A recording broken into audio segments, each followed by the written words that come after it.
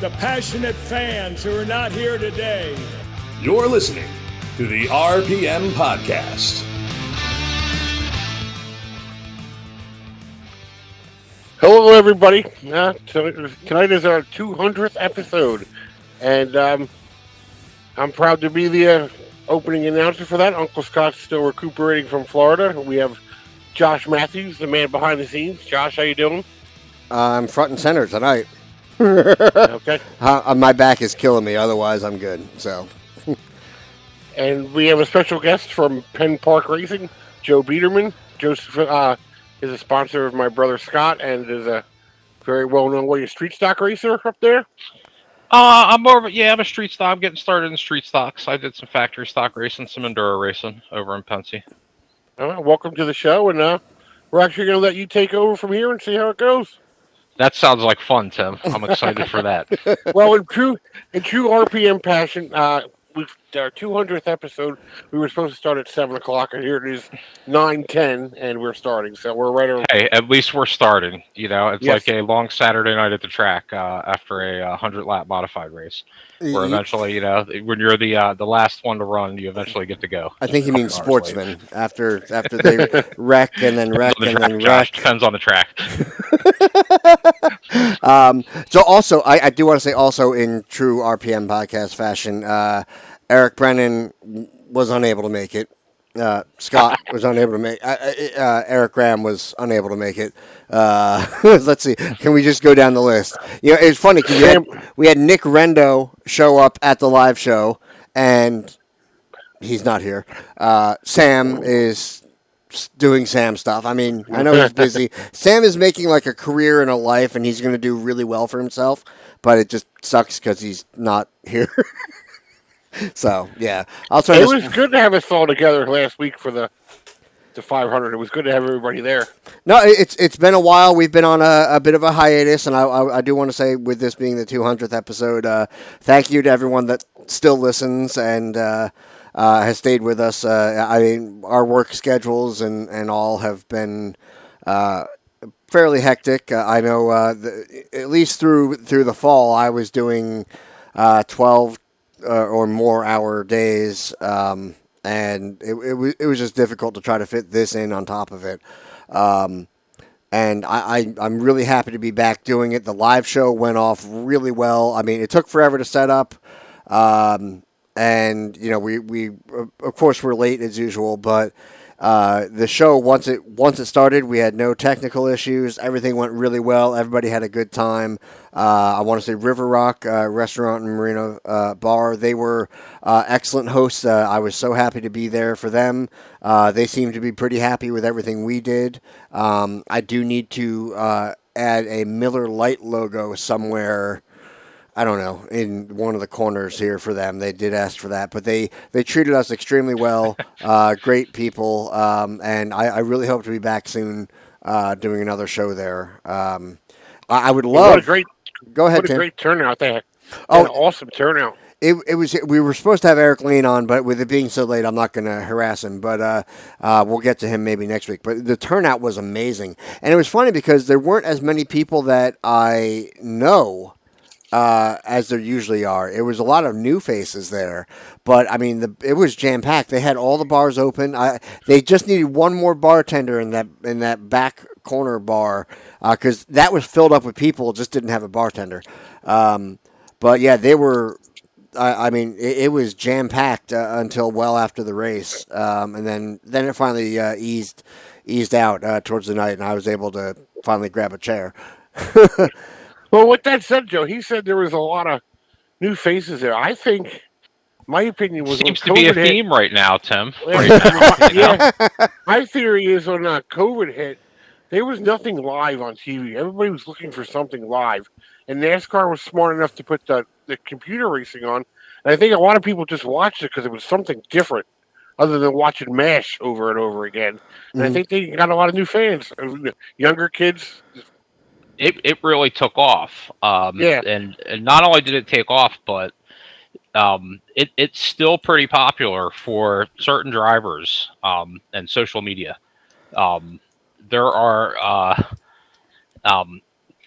if you can't get your sponsor on TV up in front in a race, you're doing it on social media right now. Yeah. And that seems to be pretty popular for some of the real young drivers, especially some of the females. The ladies seem to really taking advantage of social media and iRacing right now. If you look funny. at some of their social media sites. As we talk about that, our show partner Nick Rendo, who he's been away for a while.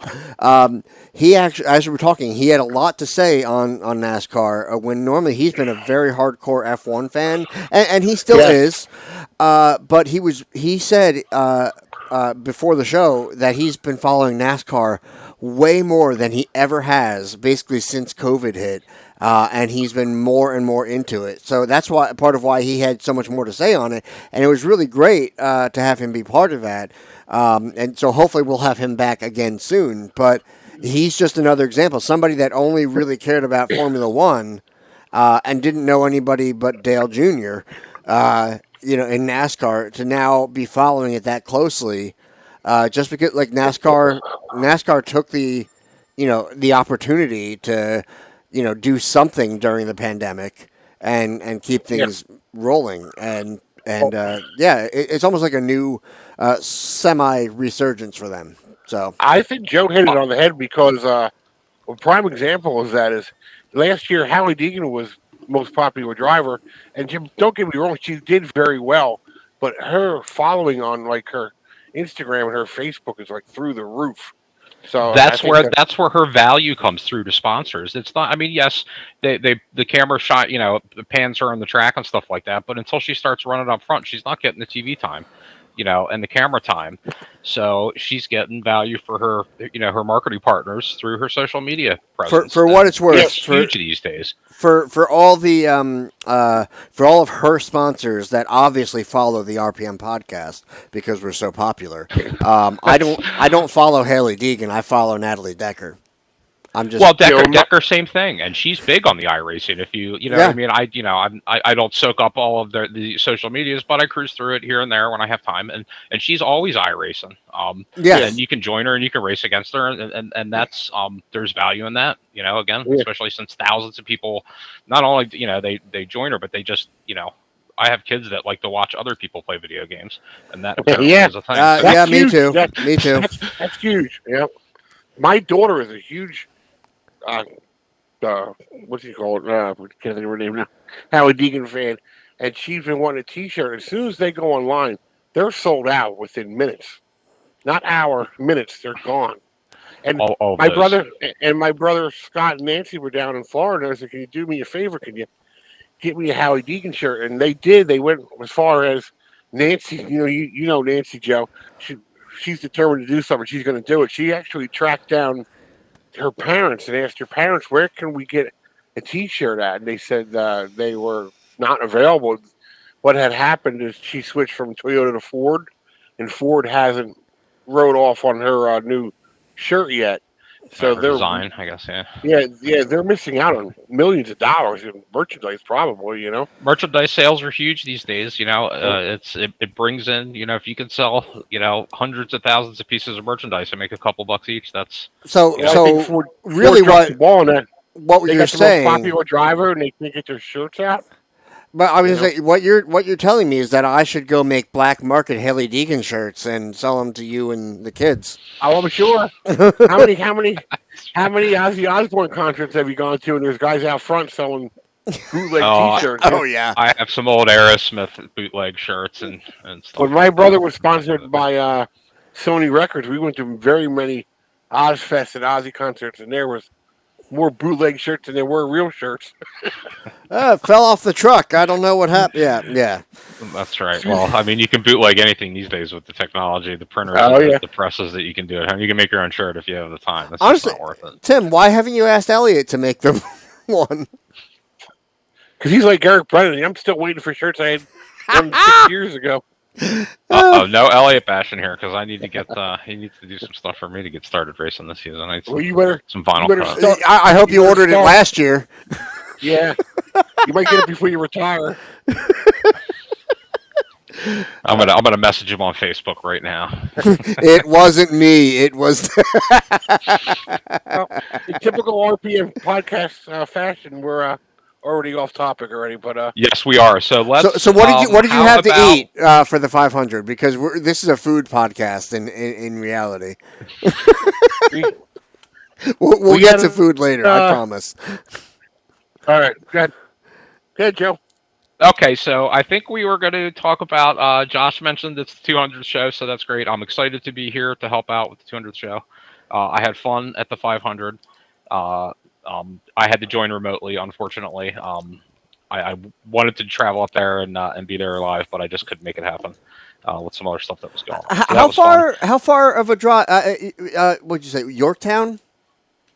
Me now. I'm over in Newtown, Pennsylvania. Newtown. Newtown. So how hour wise or time wise? How far of a drive would? I think I was a little over an hour away, hour and 15 minutes away. So. Okay, that's not as bad as I thought. 'Cause for me, if I go out to say Evergreen, it's like a 3-hour drive.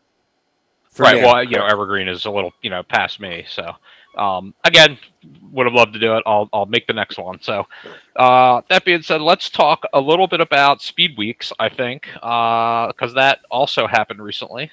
We know a lot of people that went down there, which was also exciting. A bunch of the guys from All Stadium I know traveled down there. Scott Riggleman traveled down there.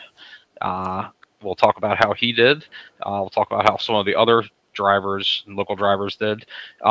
Tim, talk about some of the highlights and the guys that won, some of the local guys that won, a few of them, and then we'll go over kind of the results one by one. So let's start with the 602 mods. They started on Sunday. Yeah, they were Sunday, and they had a feature, and both Karsten DiGiantommaso and Jared DiGiantommaso first and second. Blake Barney, third place. That was an excellent race. Those three ran right next to each other the whole race. Very exciting. Okay. Again, I didn't have a chance to watch a bunch of these. I did get a chance to see Scott's race. Keep on going on Evan Rajelski, fourth. Local boy Ricky Collins, fifth place. How did he do in that race? Tim, did you get a chance to watch him in that race? They basically just focused on the leaders. I watched it on TV too. I wasn't there. Okay. All right. What was that on? Was that flow racing? Yes. Okay. Yeah. That was on. Yeah, that one was on flow. Yeah. Scott Adams, sixth place. Jaden Brown, seventh. Christopher Hatton, eighth. Richie Cooper, ninth. And then Paul Hartwig Jr., another local, 10th place. That was the Sunday feature for the 602 mods. Richie Cooper is a local driver too. Is he? Okay. So I wish I will get better. And you guys correct me as we go through this. I don't know. Well, Tim's going to be doing that. I know a bunch of them. Okay. All right. Well, Tim, make sure you take care of that. Monday feature, another DiGiantommaso finishing up front, 33 Karsten. Second, Paul Hartwig Jr. in that one. Tim, did you get a chance to see that one? Yeah, I watched them all. They were good. Okay. Excellent race. They were all excellent races. I think the 602s put on the best show of the weekend. To tell you the truth. They usually are a really good show. It's a very competitive class. Well, there's a lot of them too, so that makes it fun. Third place, Evan Rajelski. How do you say his last name? I don't want to butcher it the whole time. Rajelski. We're going to go with Rajelski. Fourth, Blake Barney. Fifth, Jaden Brown. Ricky Collins, again, finishing. He was fifth the last one. Sixth, this one. Number 7, 38, Jared DiGiantommaso. Number 8, Adam Licicero, okay. 9, Scott Adams. 10, Brian Fisher. Oops. That was the Monday feature. And then they had... it's showing 2 Tuesday features here, so I don't know what's going on there. Maybe they ran them both. We were talking Tuesday, about that before Wednesday, the show. All right, so we're going to get the first one. We think this is the Tuesday feature, and we'll go with this as the Tuesday. This could be the Wednesday. So, I was looking at the track website before the show, and they didn't have the results posted. So we're going to go with what Race Monitor says here. First place, Evan Rajelski. Second, Karsten DiGiantommaso. He is just finishing. Both of those guys are finishing up towards the front top 5 or so every time. And we know that family's into racing, though. Number 3, Bryce Bailey. 4, Hartwig Jr. Again, finishing up towards the front. That's good. Number 5, Jarrett DiGiantommaso. 6, Barney again. 7, LaCicero. 8, Scott Adams. 9, Ryan Fisher. And then 10, Jaden Brown. So a couple of the local guys had some pretty good week down there. Yeah, they did. What was the do we know what the purses were like? The big money for what those things pay? I'm just curious. You travel all the way down to Florida. I know we're all doing this for fun. I mean, I'm getting rich racing. I don't know about the other street stock racing. It really does. Trickles down. It all trickles down. Yes, but I think they got 500 to win. I think they're okay. So it's just you're going down there for the fun and stuff. Not that I just sometimes 2,500 to win, 3,500, something like that. But I could be wrong. It could be 300 to win for all I know, but it could be. I don't think it's any more than 5. Is it okay? I'll have to ask Ricky Collins. All right. Yeah. Well. Yeah. If you know somebody, if you're chatting with somebody that was down there. Yeah. So then we're going to go. Let's look at going down my list here again. Sorry, it took me a sec here. We got the second Tuesday. Oh yeah, that's right. Shoot, yeah, I already scrolled past that. Let me go back up here. Sorry about that. Just a sec. It's all right. So the second Tuesday feature. We think this one. Sorry about that, guys. All right. So Ryan Fisher, first place. This is what they're calling the second Tuesday feature. We think it's Wednesday. Number 2, Karsten DiGiantommaso. Number 3, Bryce Bailey. Number 4, Adam LaCicero. 5, Rob Schultz. Number 6, Blake Barney. Number 7, Scott Adams. 8, Buddy Miller. There's a new name finishing up all week up front. He's from Jersey. Is he? Okay. I thought I knew the name. I recognized it. Number 9, Christopher Hatton. And then 10, Matt Rico. Another new name finishing up in the top. That's Matty Rico's son. Unfortunately, Ryan Fisher didn't win. It was Ricky Collins was in his car. Oh, that's right. You mentioned that right before. Ryan takes very good care of Ricky at Wall Stadium in his own car, and I actually spot for both Ryan and Ricky because now they're under the Jimmy Blewett banner over there. So are they? Okay, that's fun. Apparently, Ricky's motor blew up in his car, so Jimmy and Ryan decided to put him in Ryan's car, and it worked out for them. He actually got the win, so that's good for all 3 of them. They got the win down there. That's exciting to go down and all that prep and then go get a win. And you got to say the DiTommaso kids, they did excellent. They're moving up into the modifieds this year. I think they're going to be running up front. So and where are they going to be racing? Egypt or Bridgeport? Do you know? Because Wall Stadium. Oh, well, okay. Yeah. Oh, right. Yeah, those are pavement guys. Okay. I'm sorry. I have to get out of my dirt mindset here. Great showing of modified 602s from New Jersey, and they all did very well.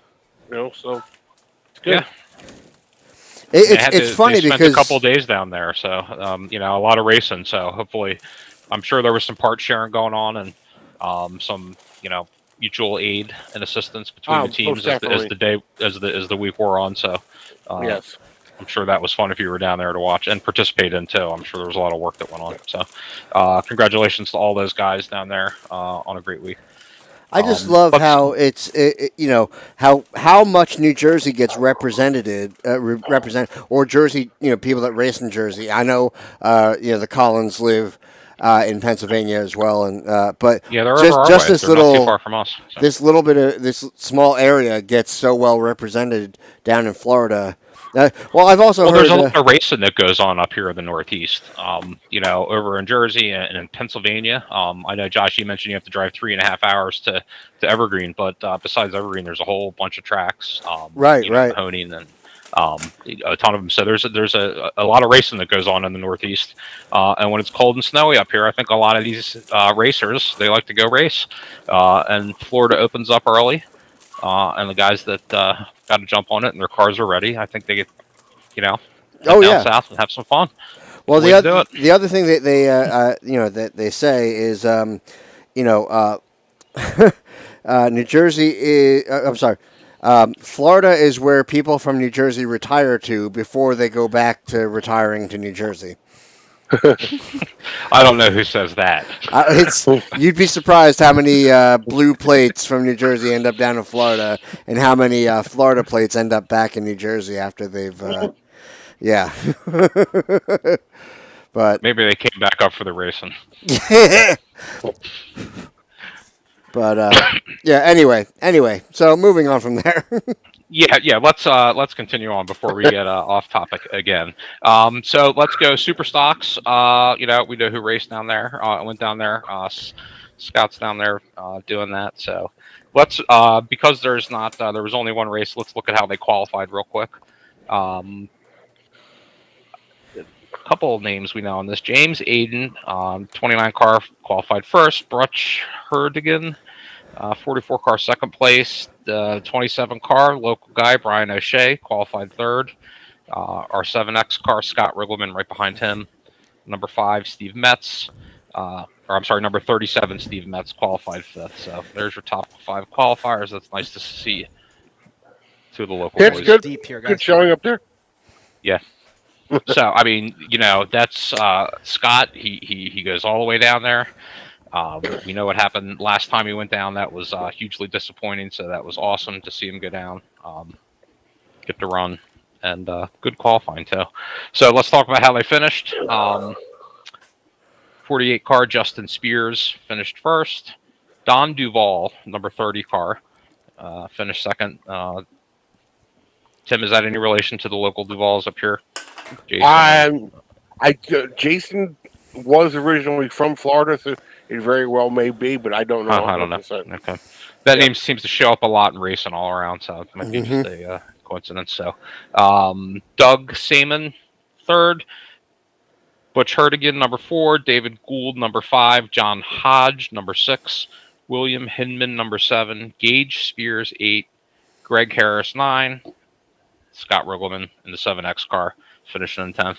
So that's great. I understand Scott was just a little outmatched in horsepower down there. He said horsepower in there. The other cars were a lot lighter than his car.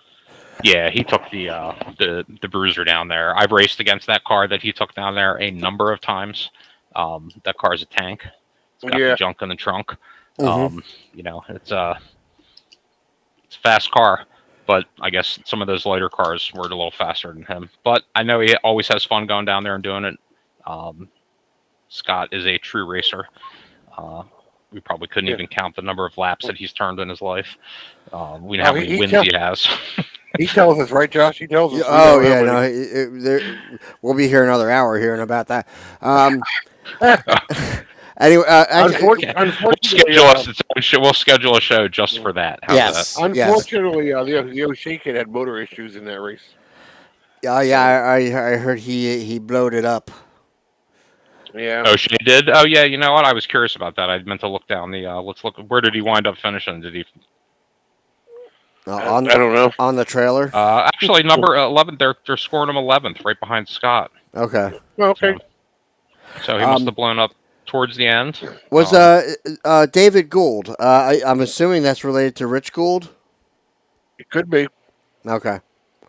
16 car. I don't know. We'll have to look that up. Anyway, so the third thing that we were interested in that happened during Speed Weeks, Tim, I think, was the Tour Mods, right? Oh, correct. Those are always exciting. So the Monday feature is the first one we're going to look at. Scott or Tim, do you want to talk about the B main or just the feature on Monday there? I did not see the B main. I fell asleep before that, so I don't know anything about that. You won. Catalano won that, right? Yeah. Okay. Catalano won it. Good. Yeah, boy, Tim, you got a good memory on that stuff. All right. So the Monday feature, first place 82 car, Craig Lutz. 2, the 7 NY car. We all knew who that is. Jimmy Blewett. Good job, Jimmy. 3rd, the 7 car, Pat Emmerling.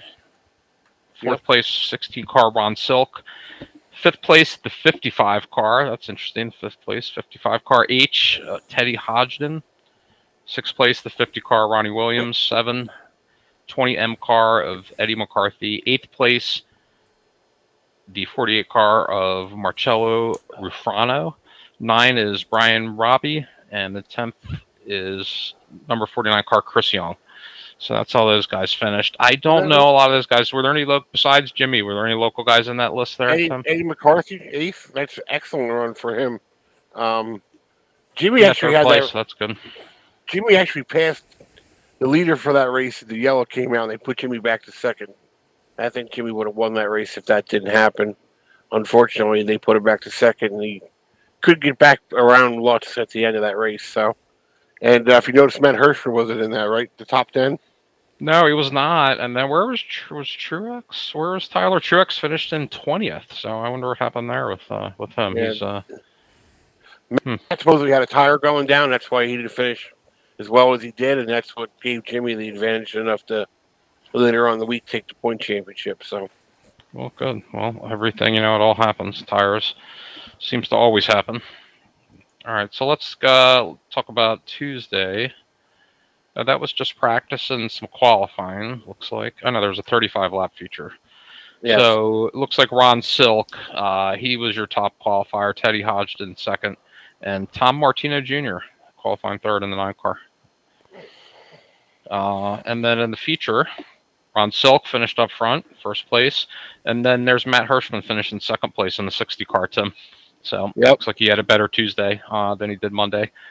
Jimmy Blewett finishing 3rd place in that 7 NY car.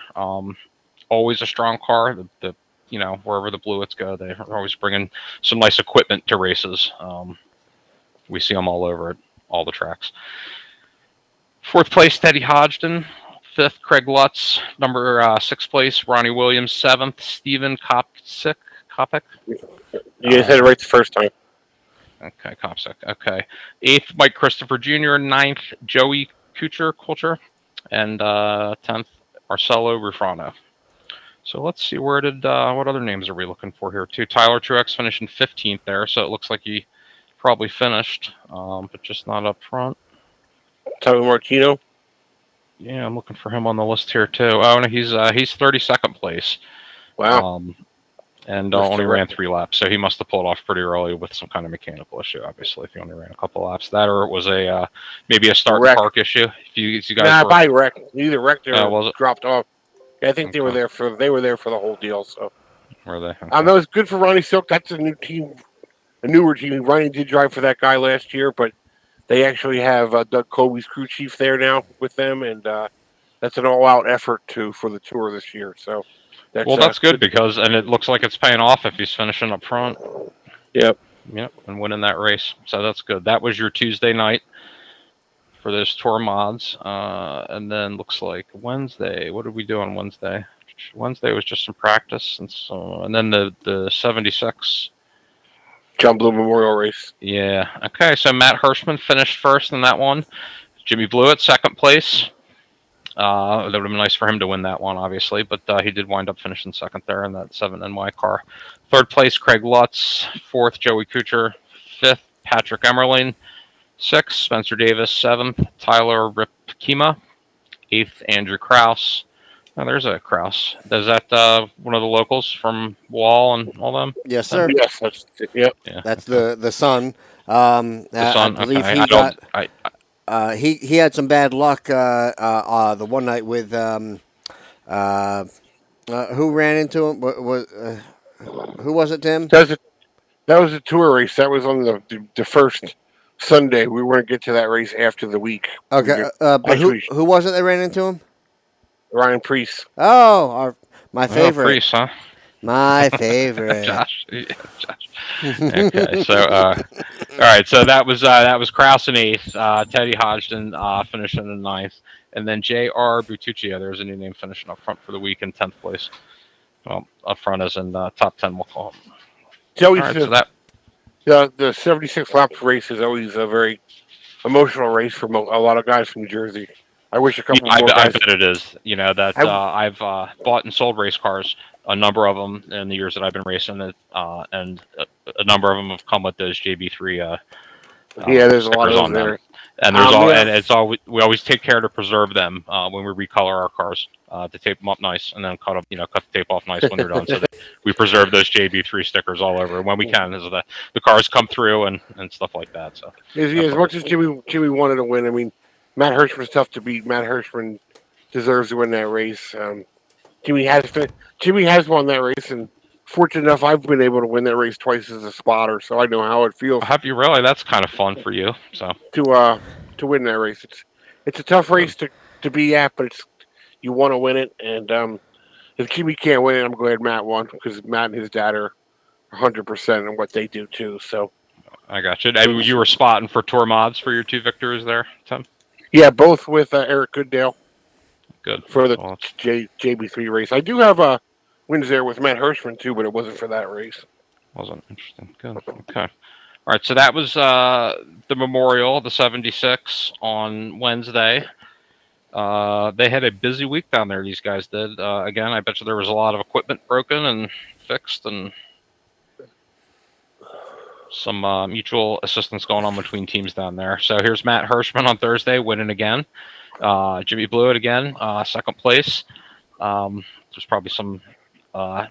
Did you see a lot of this racing, Tim, during the week? Yeah, it was all up front. It was all good, clean, hard racing. It was great. Was it? Yeah. Okay. I don't know if it was. I guess it was. What night are we on? Thursday night now? Is that what we're doing Thursday? We are on Thursday night, yes, Tim. Yeah, I don't know if it was Thursday or Friday night. I think it was Thursday. Jimmy led most of the race, but Matt was definitely a little faster. But Jimmy was able to hold him off, and Matt was patient and just stayed right behind him. And Jimmy bobbled a little bit, and that's all Matt needed. And Matt went right by him, and that was the end of it. Well, that's how those tour mods go. If you can catch a mistake up in front of you and take advantage of it, and you're ready to pounce, then yeah. As far as Wall Stadium goes, with Jimmy and Matt are racing there, the fans they race each other very hard at Wall Stadium, and it usually ends up with one of them not doing so well at the end of the race. But they ran each other very, very clean down at Smyrna all week long. So people that say that those two can't run side by side, and they can, and they both respected each other, and it was good racing all week long between those two. Those two were definitely the class of the field down there, without a doubt. All right. Okay. So, all right. So sorry about that. Something just popped up on my screen there. I had to look at it. So that was we're on Thursday night. That was Hirschman first, Blewett second, Ronnie Williams third, Stephen Kopsick fourth, Ron Selk fifth, Joey Kuchar sixth, Patrick Emmerlein seventh. Here's a new name for the week: Dylan Steuer in the 11X car eighth. Steuer. Okay, here we go. Okay. In the 11X car finishing eighth. So there's his top 10 for the week. He's getting up front there. 9, Teddy Hodgson in the 55H car, and then Spencer Davis rounding out your top 10 on Thursday night. Spencer's been he raced trucks for Kyle Busch for a while. He actually started out in Champ Kart racing, and I became friends with him through he raced modified for a while, and he's helped me and my girls out a lot. And he had big ambitions of going down there and doing well. Unfortunately, he had a lot of mechanical issues with his modified, so he should have been up front more than he was. All right. Well, hopefully he, despite his what happened in Florida, maybe he'll have a good start to his season here, because we all know that's right around the corner. So, all right. So the big event looks like Friday night. Was it Friday, or did they just qualify on Friday? Rich Evans Memorial is Friday night. Was it Friday? So it looks like that was the big one, 100-lap feature. Yes. And here's Hirschman and that 60 car winning that one. That was probably pretty exciting for him, especially considering the week that he had. Jimmy Blewett in the 7 NY car was probably pretty disappointed that he couldn't edge out one of those victories behind Hirschman there. Patrick Emmerlein, third place. Teddy Hodgson, fourth. Craig Lutz, fifth. There he is back up, finishing up front. He was showing up earlier in the week, and here he is again. Steve Kopsick seemed to be running in that mid-pack all week. Andrew Krause again in that 24 car, finishing seventh. Ron Silk, eighth. Joey Kuchar, ninth. And then Brian Narducci. There's a new name for the week, rounding out your top 10. So yeah, Brian was actually in the other 7NY car. He's from Connecticut. He's a up-and-coming driver. You're going to hear that name a lot in the future.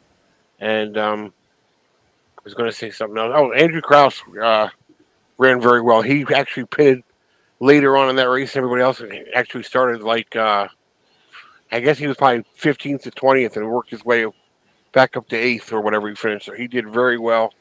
And he was running very well in the tour race, too.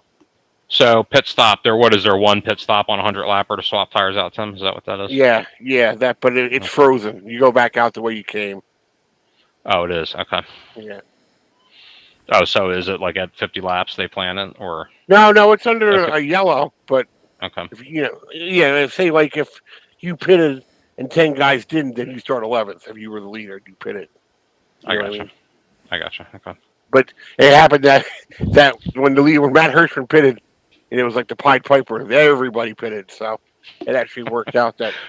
Look, that he was having a great week, so if you want to win, you watch the guys that win and emulate them. So do what Hirschman does. He seems to be winning, right? So yes, we skipped over the tour race started off the beginning of the week. That's my fault. I didn't tell you that, and Matt Hirschman won that also. And there's also a lot of people that say Matt Hirschman only runs all the big money shows because he can't win the tour, and that's nonsense. I've got 4 modified tour victory spot for him, so he definitely can win on the tour. And he showed them again that Sunday that he can definitely still win a modified tour race because he dominated that race also.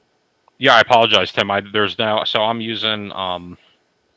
Yeah, no, that's my fault. I didn't pre-show. I forgot to tell you that. So I'll take the blame. Well, hold on. We might be able to. Yeah, I didn't see the results start on Monday for this on Race Monitor, which is what I was using for that. So apologize for that.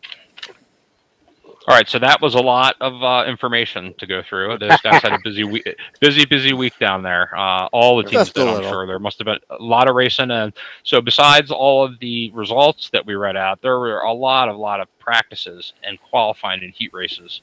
And look at other divisions, lots of divisions, all of the divisions. So there was probably, even if you didn't race or you were down there, you probably got to watch a lot of racing. Yeah. That's another thing. The tour race was sold out, both pits and grandstands. First time ever New Smyrna Speedway has been sold out, and they actually renewed the tour race for next year already.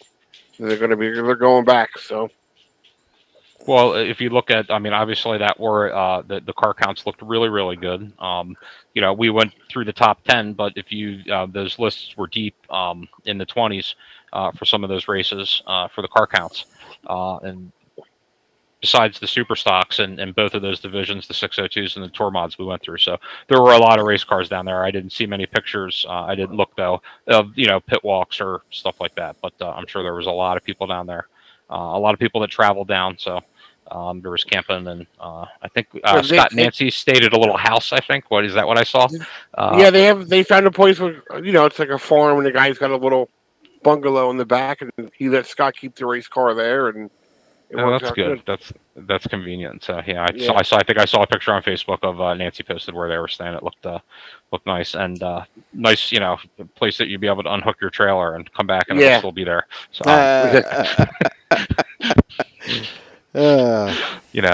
Okay, so that was Speed Weeks. I think something.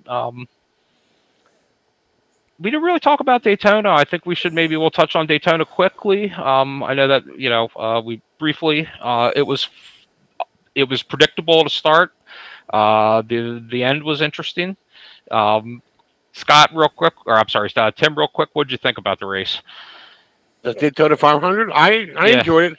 Like I said before, we were talking about it at the opening show at the River Rock. That we were concerned about, curious about.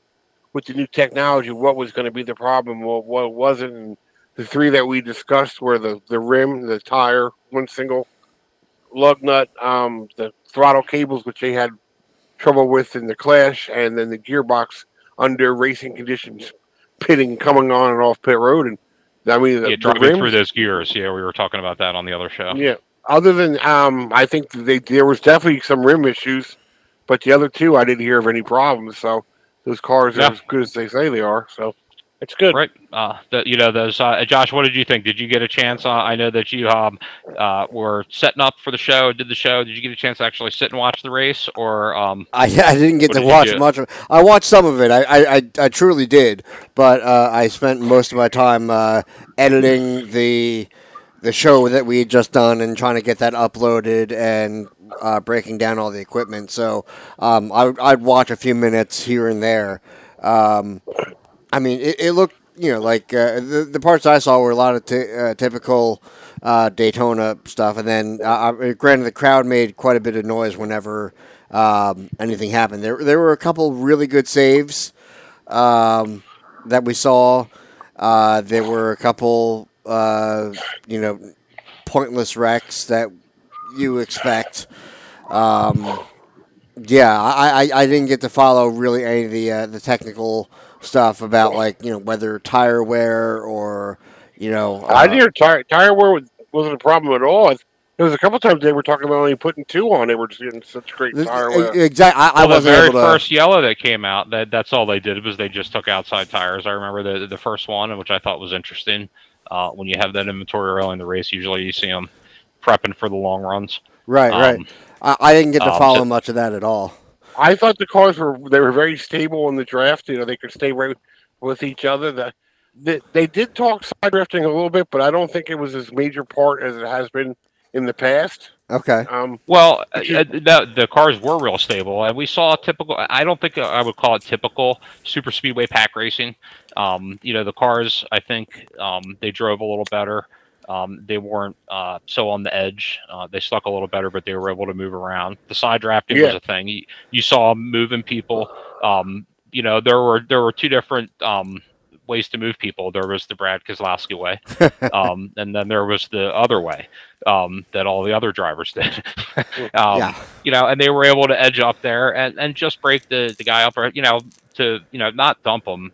They talked about this on the broadcast on Fox, where the drivers were like, "Oh, he's going to get up behind me and dump me." Well, dumping doesn't necessarily mean getting put in the wall and spun. It means getting upset a little bit. You know what I mean? Where you may have to lift, and the guy behind you that did it, that side drafted, you're just going to go under you. And then you're going to have to get your momentum back and then do the same thing to him if you're able to do it. So, when they at that point they were talking about getting dumped like we get spun. They were more or less talking about getting flushed, like they just leave you. Yeah. You go right to the back. Yeah, it really was. The line was changing, and it depended on how they trained up. Sometimes that outside line was working, and then especially at the beginning of the races, you watch that inside-outside line develop, and then the slower and faster cars pick their lines and then change, and then that outside line really wound up coming in quickly. So that was interesting. The couple wrecks at the end, those were interesting. Took everybody out, took all the big guns out, most of them anyways. Our top 10, let's run through that real quick. Obviously, we all know Austin Cindric won. That was probably huge for that team. Ford finishing, I think that was called, somebody called that at the other podcast. I forget who called the Fords were so Eric strong Graham. they were going to dominate. Was that Graham, Eric saying that? Yeah. Yeah, so he really liked the Ford power plants. So there's Austin finishing up front. Huge for that team. That guy. Actually, I think he called for Chevy to win, didn't he? Oh, did he? Oh, did he? I thought somebody said Ford. Maybe not. Yeah. Yeah. So, at any rate, Austin Cindric, he is former Xfinity Series champ. Now he's a Daytona 500 champ. Daytona 500 champ. And then hopefully, maybe let's give him some momentum for the season. He is a rookie in the series, obviously. He's going to have let's see. I mean, is this going to end up being a curse for him in a way? Because we saw Trevor Bayne, win like his first 500. Yeah, but Trevor. I was just going to say. I mean, they put all this momentum behind him, and then we didn't see much. So that's the thing. Like, I'm just saying it could happen. Well, my point is that he's racing for Penske, right? Yeah. He's got good equipment behind him. So, and if this kid can take the momentum from a 500 win with the equipment and the support, and then the endorsements and the dollars that come. Although I'm not sure how much money matters this season in NASCAR with the equipment issues going on. You can have all the money in the world right now, and you may not be able to get anything. Right. If you tear up equipment. So we'll see how his season goes. We'll keep an eye on him throughout the season, and we'll see how he does. Bubba Wallace finished in second. His second place finish in the 500, and that was very close finish. At the end, I didn't know who won at the end. I didn't know. There was Cindric really threw two nice blocks at the end there to pick up that win. One against his teammate, and then one against Wallace. And it would have been interesting too, because the 14 and Kyle Busch had a hell of a run coming, and they got into the wall. They got squeezed up into the wall. That would have probably been like a 4-wide finish if they didn't get squeezed in. Right. Well, that was at the end of the 500 there. It's send it or bend it, really. And a couple guys bent it, and then a couple sent it. Chase Briscoe finished in third. Obviously, he had that great that run in that race against Cindric and Wallace. Great finish there. Ryan Blaney, no stranger to finishing up front in races, and I'm sorry, let's rewind real quick. Briscoe in a Ford, Ryan Blaney finishing fourth in a Ford, Eric Amarola in that Smithfield car I think he was driving again. Also his last season of racing. Interestingly enough, he's retiring after this year, I think. So he finished fifth place in a Ford. Bush in the 18 car, finishing sixth. Tim, you just talked about his big run at the end to try and pick up the win. McDowell finishing seventh place in a Ford. Reagan, eighth place in a Ford. Here's Keselowski. Now, let's talk about Keselowski finishing ninth real quick. And let's talk about him at the end of the race. You never saw everybody talking about it. He really, really just pushed everybody out of the way at the end of that race. And that's racing. And I don't know, is he looking for sponsorship from Fisher and Boss Snowplows or what's going on? But it was just it's a big race. He just, I don't know. To me, I thought it was a little bit dirty for a driver of his caliber. What do you think, Tim? Too aggressive too soon, I'll say. Then again, he's got nobody to answer to. He's the boss there now. He can do what he wants. It is, and that's racing, and that's racing. So, Josh, Did you get a chance to see some of the Brad Keselowski show? No. But all I can think of is when remember when he won the championship and he was like hammered during those interviews. I don't know if you guys remember that, but I was thinking like maybe I do kind of that, yeah. Maybe his water bottles were actually Miller Lite instead, and he just was a little off there. I don't know. That's my joke. If it happened once, I would say, okay, it's a new car, just trying to figure out what you can and can't do. But he did it more than once, so obviously he knew what he was doing. Well, it was like we talked about, and you could get up under one of those guys and just push for maybe a lap or so, and find your spot just to upset them a little bit and then sneak under them, or you can drive right up on their bumper and give them a push. And interestingly, the big pushes were happening in the turns on that track. Yeah, and then they were kind of backing off. So he just came up. I don't know if he came up too early and maybe hit him before, but the pushes were too big, and it just sent him too much. So. He got a little too excited, a little too early. He sure did. Well, he sure did. Well, did he say anything after the race? What was his excuse? Did he? I didn't. I didn't look at Twitter and all those after the some of the individual racers. I was a little busy, so I didn't get a chance to follow. I actually thought Fox kind of dropped the ball on the after. They didn't talk very much about the race, and then they didn't go to like Fox Sports 1. That was it. It was over. Once it was over, they should have went to a pre-race. Fox screws up a lot of their.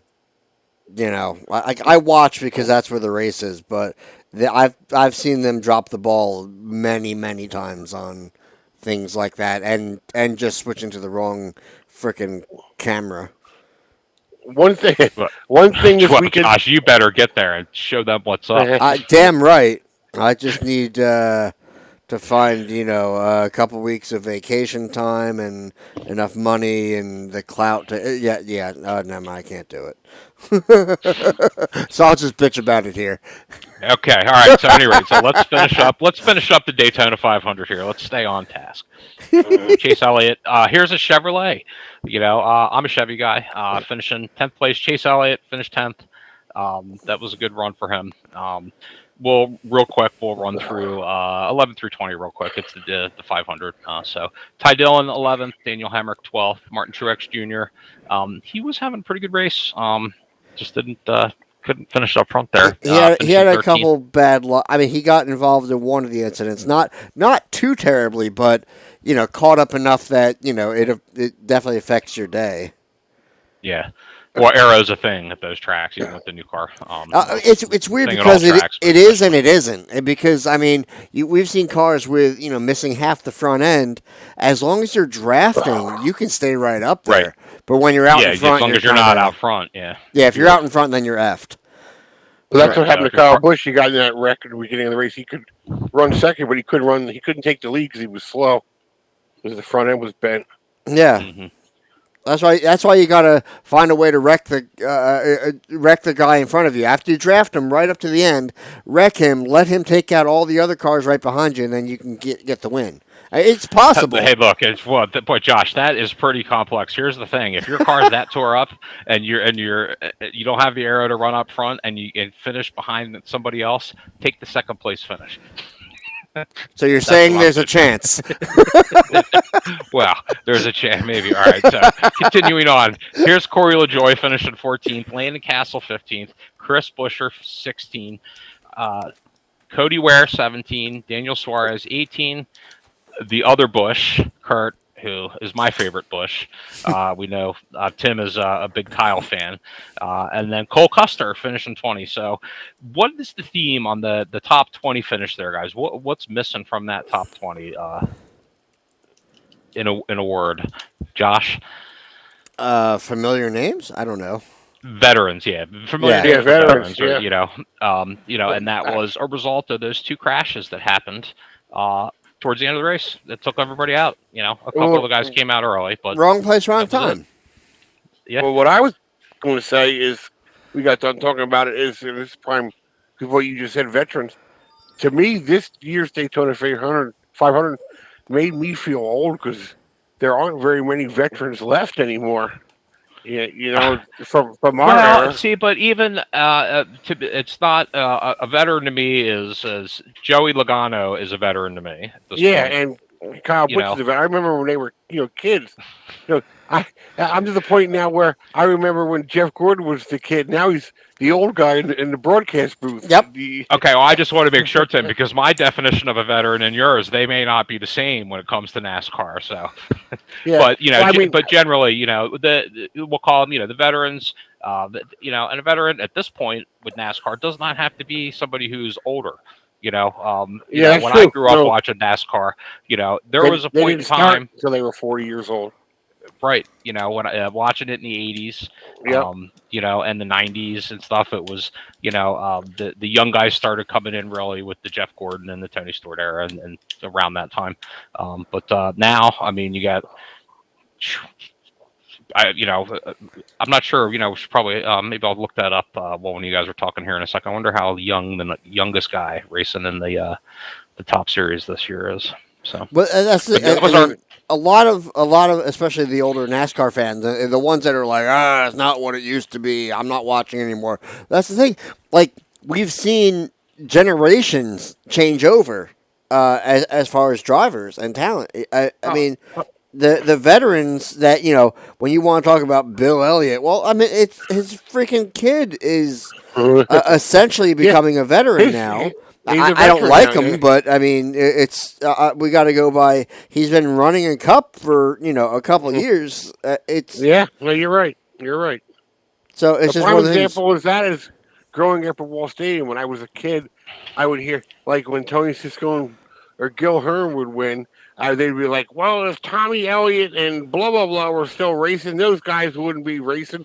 And now you sit in the grandstands and you hear what Jimmy Blewett would do. Be like, well, if Gil Hearn and Tony Sisco were still racing, Jimmy Blewett wouldn't be winning. I'm into my third generation of hearing that now. Exactly. Well, exactly.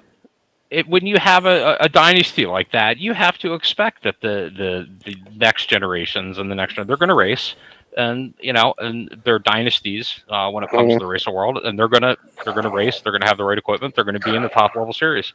So I looked up real quick. I had my R&D department that you can't see. They're off screen here. They did come back. They did come back to me. They had a runner send me a note here.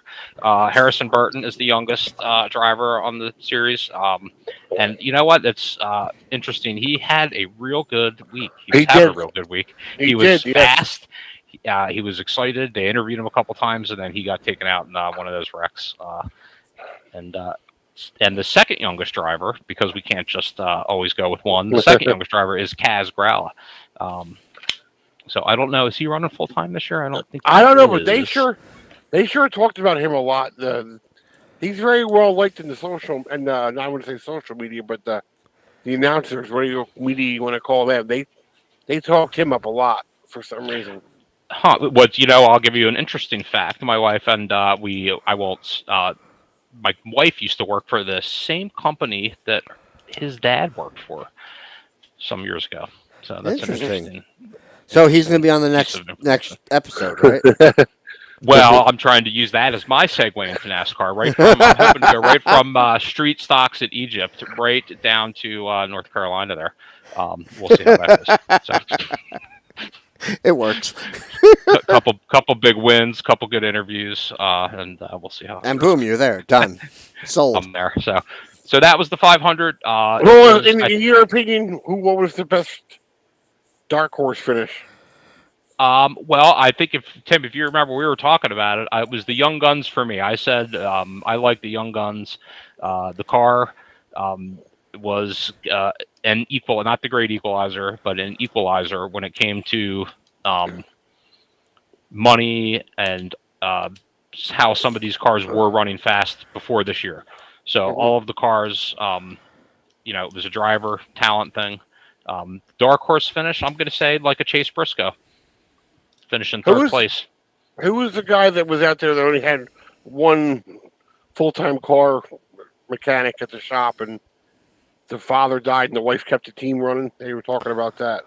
Oh, that was... I think you shared that in the group, didn't you? I don't know who that was. I remember you talking about that. That wasn't McLeod. We'll have to... Maybe we'll see if we can look that up. So... If I find it, I'll let you know. All right, so that's the two big things that happened recently. Some other things that are coming up. Obviously, we are right around the corner for the Northeast opening up for race season. I know we're all excited about that. Tim, what's your plan for this season? You're going to be spotting. You're going to be. I'm gonna be. I'll be back. I've chose to stay not to a race anymore. I'm to the point now where I only get to see my girls on the weekends, and I'd rather be with them. After 25 years of doing that, I don't miss the traveling anymore. I miss the racing, but I don't miss the traveling. So I'm home now, and they're full blown Sunday series racing. So I'll be at Wall Stadium pretty much every weekend on Saturday and Sunday. As of right now, if nothing has changed, I'll be spotting for Ricky Collins in the modifieds and Ryan Fisher in the sportsman. And then when Jimmy shows up there, I'll spot for Jimmy. And that's where I'll be. Unfortunately, we don't have a schedule for either wall Saturday or Sunday, so I can't tell you exactly when I'll be there, but I'll be there. Yeah, we were before the show. We were talking about that, and that's strange that you don't have a schedule. So hopefully that will come out soon. Well, I don't disagree with. I don't agree or disagree with that, but maybe the Krauses are actually taking their time to see where they can put their big money shows in where they don't conflict with anything else. You know what I mean? Well, that happens too. So maybe they're waiting on their schedule to see what the other tracks that are going to bring their big features are going to bring it. And that is something that I like to see. when it comes to tracks. The dirty games that happen, we've seen it happen between New Egypt and Bridgeport, where one puts their schedule out and then the other one comes out with a schedule that is somewhat friendly between the two tracks. Look, you're always going to have street stocks on competing nights, but things like your entry-level classes and your feeder classes, like the 4 cylinders, or some of the other open wheel classes, Excel, stuff like that, they start stepping on each other. So that's good. So maybe that's what they're waiting for, Tim. That would be exciting to see, because that helps car counts and fan counts more importantly. You can have, 2 tracks. They can run shows all the time and they can get half the fans or a third of the fans, or they can run, 1 show each and pack the house. And at the end of the day, you make more money, doing it smart rather than so. But we'll see. So hopefully the wall schedule comes out soon. Saturday night, obviously that's when the big cars run, the big shows. I'll be there when I can. Tim, obviously, I'll see you there. I like to go up and not only do we, through my team, Penn Park Racing, do we support Scott by helping him out. He lets us put our vinyl on the car. But my teammate Tim Jones and we like to go up and help Tim when we can racing, especially when he has the double feature nights. He really could use a hand up there. So we like to go up to Wall Stadium and actually help out on race nights. And that's always fun. I've got to help do Tim everything from we've changed a tire under yellow for him, shimming, do whatever with the car, changing this out, changing that out, checking the timing. It's always fun up there. It's always a learning experience, especially for a guy like me who loves racing. I race, I drive. I'm not the best mechanic in the world. So it's always fun for me to go help out. I'm always watching and learning, especially from a guy like Scott. He's a wealth of knowledge. He really, really is. You learn a lot listening to him and watching him. So now he built his first street stock when he was 16 years old. So he's been doing it a while. He has, we talked about how many races, so maybe, like we said, we'll schedule a whole show just to for Scott to talk about how many races he's ran. Yep. How's that sound, Josh? I'm fine with it. Actually, I did want to ask something we didn't talk about, and we were talking about our veterans and whatnot. Where did Greg Biffle end up? Greg Biffle finished 36, the Chevy number 44 car. So he finished way towards the back. He finished running, but he must have been a few laps down because he had a bunch of DNFs surrounding him. So Biffle finished 36, and that's interesting to see him running. We know that doesn't Scott, isn't he friends with Biffle, and isn't he done some racing down at that Biffle Ranch? Yep. Yes, he has. Yep. He has. Yeah, I think I remember seeing some pictures or hearing. We did have him on the. Story, we had him on the show a while back, a few years ago. So that's why I would like to follow. And he was on the show. Yep. So going back to that show, I was disappointed that Jacques Villeneuve didn't have a better run. We were talking about him at the other show too, and there's a guy that shows up. Here's an open wheel guy that shows up in an unusual amount of 500s and some other NASCAR races. And where did he finish? I saw him going through the list before. He's middle of the pack, 22nd in that Ford number 27 car. If he would have had a better car, he would have done better. Because that guy can definitely drive. Oh yeah, no doubt. He can, and because if he couldn't, whoever's putting him in the equipment, they're not going to send him back year over year to make these runs. So yeah, it's a big investment. It's not just like something you do willy-nilly, especially these days with the cost of racing in any series, especially at the top level, racing NASCAR like that. Right. Yeah, I'd like to see him do make a little bit more, a little bit bigger waves. I think with the way the technology is now, you may see more of those open wheel guys run more, especially the road courses. I bet you when the road courses come around, some of these guys will these teams will put these road course guys. You will, and that's when you're going to see. You got the Dinger, AJ Allmendinger, who I'm a Dinger fan. He is running in Xfinity, but you'll see him come up and race some of the road courses. He has always been traditionally, he's big. He's a big hit or miss. Either he wins big or he doesn't. Yeah. But he's good on the road courses. So you'll see him, and like you said, Tim, these cars and the way that they drive with the 5 speeds now, and the way that they're driven through the gears, especially on the road courses, stuff like that, that may lend itself to some of these younger, fresher drivers. Because therefore when I was younger, when they first started going to more road courses, they would put in the quote unquote the ringers to go in now. The ringers haven't really done well the last couple of years. It's been the normal guys up front. I think the ringers are going to come back and probably be a little bit better at first if they come back at all. But if they come, it's interesting to see because they know how to work that paddle shifter and all that stuff real well. So. Well, it's going to be different. You're going to see, you got your, we'll call it we have 4 different kinds. You got your super speedways, cookie cutters, short tracks, and then road courses, really, kind of, right? Mm-hmm. So I think on the super speedway, you're going to see super speedway racing, and that takes guys that have a bunch of seat time to know how to work that aero, and like we talked about, move a car out of the way without causing a big incident. The cookie cutters, you'll see some racing there. I think that might be some of the most boring racing that we watch this season. It always is. Yep. No matter what they do with the platform. So yeah, no, I don't think it's going to change. Some of our short track racing is going to be excellent this year, and our road courses, like we just talked about. So that it'll be fun to see what this new next gen car does through the season, through those 4 different types of tracks. I'd rather see him race. I'd rather see him race anywhere but those cookie cutter tracks. Right. So it's kind of beyond the scope of the show, but I actually looked. It's an interesting story of how all those cookie cutter tracks came to be. So maybe on a future episode, I'll spend a couple minutes talking about that. But I did look into that some time ago. Okay. To see how they manifested themselves. It's actually a pretty interesting story when it comes from a marketing and a racing and an ownership standpoint.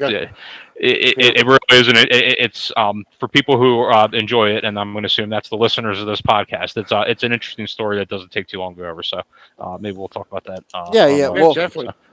We'll save a spot for that, and we'll address it in a future thing. But like you said, I think that the new car is definitely going to attract more of the, like I said, instead of coming up the ladder, we're going to see some open wheel guys come out and play. So it'll be interesting to see how it works out. But that's if you had a guy that can drive, we'll call him a Cole Trickle. Okay. Days of Thunder, right? He was an open wheel guy. He came to NASCAR. He can just drive it because he can drive, right? And money isn't the great equalizer these days. When in NASCAR, this platform, this next gen car, is going to allow anybody to get it. Maybe anybody can get it and drive it. Maybe you got one of these young guns, a Kyle Larson, that can get in anything.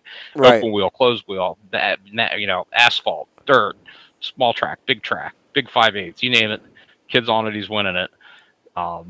Maybe that's a kid that's winning in all those classes now, jumps in a car. Maybe he starts an Xfinity. Maybe he gets a NASCAR start in this next gen. Well, I see that, but I was saying even more of our road course open wheel, like So I mean, you have Formula One, of course, or IndyCar, but you have the lower series, Indy Lights. You have the F2000. I see possibly these guys coming that run, famed road courses like Virginia VIR or Lime Rock or anything like that, or even Coda. Beautiful track, by the way. But you see guys that come from divisions that run almost exclusively road courses and try out these new Cup cars just because, well, they're heading more in that direction. At least with this generation, as we talked about, between the shifter and the lower profile tires and whatnot. Look, they're still big, heavy hunks of crap in their own right. But well, not only did they bring, like he said, the cars are all at the same advantage as the drivers. Not only did it bring in new drivers, it also brought in an influx of new car owners, because now they're not getting outspent on technology. They have the same technology as everybody else. There was how many famous people came on this year? The singers and look all at that. the hip hop presence, the Pitbull. Who's Denny Hamlin's partner is in with him like that. Yeah, which now I'm not going to lie. Michael Jordan, yeah. I initially thought that was more gimmick than anything else. No, I really did. They can spend $1 million. Their $1 million buys the same amount of money that Childress is $1 million. No, you're right. You're right. I hadn't looked at it that way, and I really thought that it was going to be more gimmicky. Like, hey, let's get into it, because kind of like maybe it wasn't intended this way, but the whole Pastrana thing. He got into it, and you figured, like, this guy is excellent on everything. He's got to be at least decent, and he just didn't put up the numbers when it came to NASCAR. And he was good at the nationwide. He didn't do anything in the Cup. But that's the thing. Well, that's what you can't. That's somebody that has the resources to go jump in a car. That doesn't mean you can go jump in and be competitive. That doesn't mean you can have the best car in the world under you. If you don't know how to drive the thing, you're never going to, Exactly. But we thought that, him being good at driving everything else would give him, at least some advantage to being able to drive this. I don't. That was my thought. Go ahead. I mean, and the celebrity car owner is nothing new. I mean, Burt Reynolds owned a car. Dan Marino's owned a car. The quarterback from the Steelers back in the day, what was his name? He owned a car one time. The coach from no, before him, the old guy. I'm not much football guy. I can't think of his name. Everybody's probably on the podcast probably yelling his name right now. But and then there was football's not a sport. Sorry, Bradshaw. Oh, okay. Bradshaw. Yeah. And before, and everybody says that the first NFL coach was Joe Gibbs, but it wasn't. There was another. Jerry Glanville owned a team for a while before, so it's nothing new. I have to defend myself a little bit here, because I think Bradshaw is a joke. Anyway, he's a walking gimmick as it is, isn't he? Yeah, but he sure has some marketing dollars behind him. Because I see his face a lot, Josh. So look, I'm not saying I don't want his money. I'm just saying that I don't associate him with a team doing well or something like that. It's he does something and then he just to do it. It seems, I don't know, but I don't know. Whatever. The most successful, we'll call celebrity car owner has definitely been Joe Gibbs by far. He's the only one that stuck around. Oh, those guys! That team is just a powerhouse. Who's the one that flies planes? Jack Roush, right? Jack Roush flies planes, yeah. Yeah, didn't he like crash his jet coming in to land? No, he wrecked somewhere in a pond. Some guy, scuba diver, was in the pond or something and saved his life. Oh, okay. All right. Yeah. Sorry. Speaking of that, I think, what was it back in the day? Didn't Red Farmer have a crash with a NASCAR guy back in the day or something? Davey Allison. Was it Allison? That wasn't a race. They were going to a test to watch Neil Bonnett test, and Davey Allison had just gotten his helicopter's license. Right. And he had to, as the story goes, he was coming down, and Red Farmer actually jumped out of that helicopter while it was still in the air, and that's why he lived. If he would have stayed it, they said he would have died. And what killed Neil Bonnett again? Tire test. Okay. All right. That's when the Hoosier and Goodyear were having a tire war, so they were trying to get who had the faster tires. They were making them too lightweight, and he blew out. Okay, yeah, no, I remember during there was a couple of years between aircraft crashes and test crashes. Yeah, they were. Because Adam Petty was killed at Martinsville, right? New Hampshire, with a test, right? How do we turn to such a dark topic here? Is this because you didn't let us for the Halloween show, Joe? You didn't let us talk about food. That's why. Well, speaking of, we didn't break Joe in right either, Josh. What do you think of you believe in Bigfoot? Yeah. No. What do you think about UFOs? I think that we're not alone. Okay. Well, you're halfway there. Yeah, I'll accept that. We do another show once in a while too. It's called a conspiracy corner. Okay, I could do that too. I'm well versed in that stuff. Awesome, Joe. Real quick, what's your favorite track food? Like which track and what's the food? It's going to be a cheeseburger at any track with a soda. Okay. After I'm all unloaded and ready, and ready to go. Do you also do like a pre-race poop? I take care of that. It's none of your business, but I'll answer it. I take care of that in the morning. I always have to. I'm regular, Josh. I have to poop before I go to the track. Yeah. Do you eat before you race? I eat. So I am the type. I get there. I am there early at all races. I'm unloaded. So you're not on Josh or Eric Brennan time. Got it.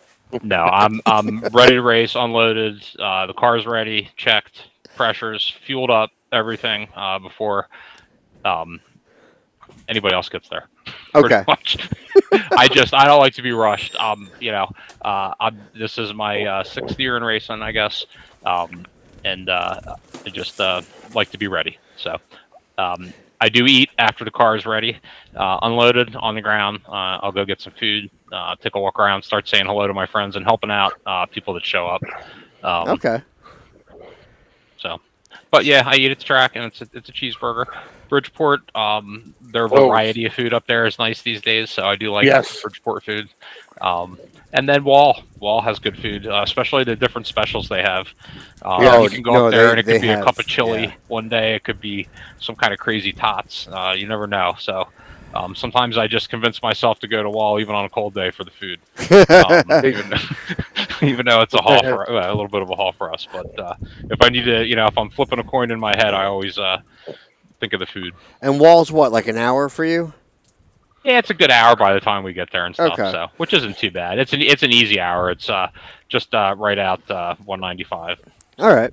Now on the cheeseburgers, I mean, is it ketchup? Is it plain? Like, do you put ketchup only? Yeah, ketchup only. Okay. All right. Good. And we're on a full fat ranch schedule only. Bacon, if you can get it, I'm assuming. Yeah. Well, Josh, bacon for all. Pretty how do you say no to bacon? Right. No, it's a food group. All right, no, we had to go down that. All right, so. All right, so were they satisfactory answers? I hope so. Yeah, I don't think I have to say this so the old timers don't get mad at me. And that's probably before your time, Joe. But East Windsor Speedway had the best cheeseburgers you've ever had at a racetrack. It was before my time. Everybody will have to do a look up in their head here. I was born in the bicentennial, so that'll tell you how old I am. They had the best chili dogs too. Oh my god, that was the one track that everybody got to an hour early. If you didn't get there an hour early, you didn't make the heat races because you were in the line for the food. Because everybody ate at the track. You know what? I have to confess something. I failed to do proper research this past weekend. So they had like the Lane Lucky nachos or something like that. So they had a bunch of specials at River Rock. Great specials. And we had one, the RPM chili cheese dog. Oh, really? Yeah, and I should have ordered that. It was going to be 2 chili cheese dogs, and I mean, honestly, it has to be because of Eric Brennan and his love affair with hot dogs. The hot dog, yes. So, but so that was our special, and I failed to get that. By the time you failed, Eric Brennan failed. He dropped the ball in that. Eric Brennan has failed us, by tonight, and I don't know when the next time we're going to see him is, but River Rock next year. That's what it feels like. I'm going to get on Jeff Lane to see if we can do a Talladega show as well. I know it's usually not as big of a turnout, but I got the bug to do some more live. Since I can't get my car together and race, I might as well get the equipment together and do some live shows. I was going to say, Josh, you mentioned that way earlier in the podcast when we talked about the last one. I would say find to see if you could pick I haven't looked real hard at the schedule for the NASCAR schedule this year, but maybe there's a race that's convenient on a night, one of the night races. Well, the hard part is if it's a night race, it's going to be a Saturday night, and that means that most people are racing. Everybody's going to be at Wall. Yeah, that's a good point. So, we really need to do like a Sunday or New Egypt. Yeah. Remember, honestly, there's other racetracks. Josh, there's other racetracks in Jersey. I don't know. Did you know that? They don't count though. There are. There's a number of racetracks in Jersey. Honestly, ideally, Joe, we really need to have like a rainy, like a full rainy weekend where everybody's like, "Yep, can't do anything. Not even going to work on the car. Let's go out to the show at the River Rock." Like that. You're not going to be able to put together a short notice show with the restaurant like that. That takes some logistics, right? So exactly. we worry about that. We don't have to discuss that. We can look at the schedule maybe. Well, I'm just saying, like ideally, that would be the setup where then everybody's like, "Oh, we got nothing else to do. Let's go out and because otherwise, yeah, we can try. We've done Talladega shows in the past. We just need to. I think if we promote it a little bit better, but again, the racing season gets underway, and whereas Daytona is the first big weekend where everybody gets to come out of their shell. Cabin fever. Yeah, exactly. Yeah. Oh, I know all about cabin fever. I can't wait for this race season. I'm excited. So I mean, honestly, I like I said, I had a blast, and I can't thank River Rock enough, and Jeff Lane, for having us out there. It was so much fun, and the fans that came out, you got to thank them. That place was packed. It was jam packed, and I wish you guys could have both actually been there in person. And although it would have nothing for nothing. The competition for that. I mean, Woody's had a 500 party. The Mulligans had a 500 party, and Leggett's has had a 500 party for decades. Right. So right. I mean, there's a lot of competition around here for a Daytona 500 party, and Jeff was able to pack that place. So good for him. Exactly. Honestly, there were food specials, there were drink specials. We had so many giveaways. Oh my God! We spent half the damn show giving stuff away with raffles. I mean, Joe was sitting there like people out to a show. If somebody's do I want to go? Well, this place is giving away all kinds of free stuff. I'll go sit there and maybe win myself a free basket of goodies. Why not? Honestly, if we get enough giveaways, I think a Talladega party would be another. It would be a good idea if we work it out. And that's the other thing. If we could announce some of what the giveaways are going to be, a couple, at least a week prior. Oh my God, I think we could totally draw the crowd. And like I said, the River Rock was more than hospitable to us, and the huge crowd. I feel sort of bad and sort of not bad for the wait staff. I mean, I'm sure they got great tips with how many people there were, but oh my God, did they have to work? Yeah, well, that's any restaurant you go to right now. There's short-handed. Look, the type of crowd, from what I know of it should be a good tipping crowd. But if you're going to work on the 500 day, you're going to be working. Yeah, especially when you're people that are out for party. So another thing River Rock's has going for it. There's plenty of parking outside. You don't have to worry about parking on the street, and the place is big inside. You can move around in there, even though there's a lot of people there. With some of these other bars, you're out parking on the street and you get a ticket when you come out. Not only that, but it's you're packed when you're in there. And it's uncomfortable. Yeah. It's some smaller places. Yeah, they got a nice facility, big parking area, so it's just a win-win. I was honestly excited. Well, I'll definitely make it next year. So. You better. I was excited because I got the spot right next to the fire zone, so I could unload everything right off the side of my truck. How do you know I'm old? Well, I'm going to have to prep for it. Jeff, you said the food was good, so I'll have to get ready. Get ready for an eating competition. And for a fat guy note, they have an excellent Sunday buffet for the Sunday brunch. Mm-hmm. Excellent. They were in there for Sunday. Honestly, it was funny because they actually relied on our PA setup because they couldn't go to their house speaker system because they did have a party on the other side of the divider, so they didn't want to disturb those guests. So they actually had to use Eric Brennan and our system to call out all the raffle stuff. So, I mean, it was, honestly, I'm sure the restaurant did very well Sunday. And well, it's good. I mean, if it was good, then they'll have you back. You know what I mean? That'll be fun. I can't wait to do a live one there. That's our third show there, right, Josh? Oh God, more than that. Well, see, here's the thing. Was it 2 years ago? They were redoing the kitchen floors, so They were closed. Yeah. yeah, Right. yeah, they were closed and Yeah. we couldn't do it. And then COVID hit, and so yeah, we had to skip 2 years. But yeah, I'd say this was at least our third show there, at least. Yeah. I think it is. And I like I said, I love it there. I wish I could go there more often. It's a shame And I it's live. gotten bigger and bigger every year. That's for Yeah, sure. I just live too far away So for it to be. people are coming back. All right, we got off topic. I guess we're done with Daytona, huh? Yeah. Joe, Daytona. you wanted to discuss pros and cons between New Egypt and Bridgeport? The pros and cons between New Egypt and Bridgeport. Let me tell you my tale of woe. Which is a big topic in the racing world right now. So. Okay. Well, I think one of the things is, so let me, I've raced both recently. Factory stock, or, they're Enduros over in Pennsy. They're factory stocks.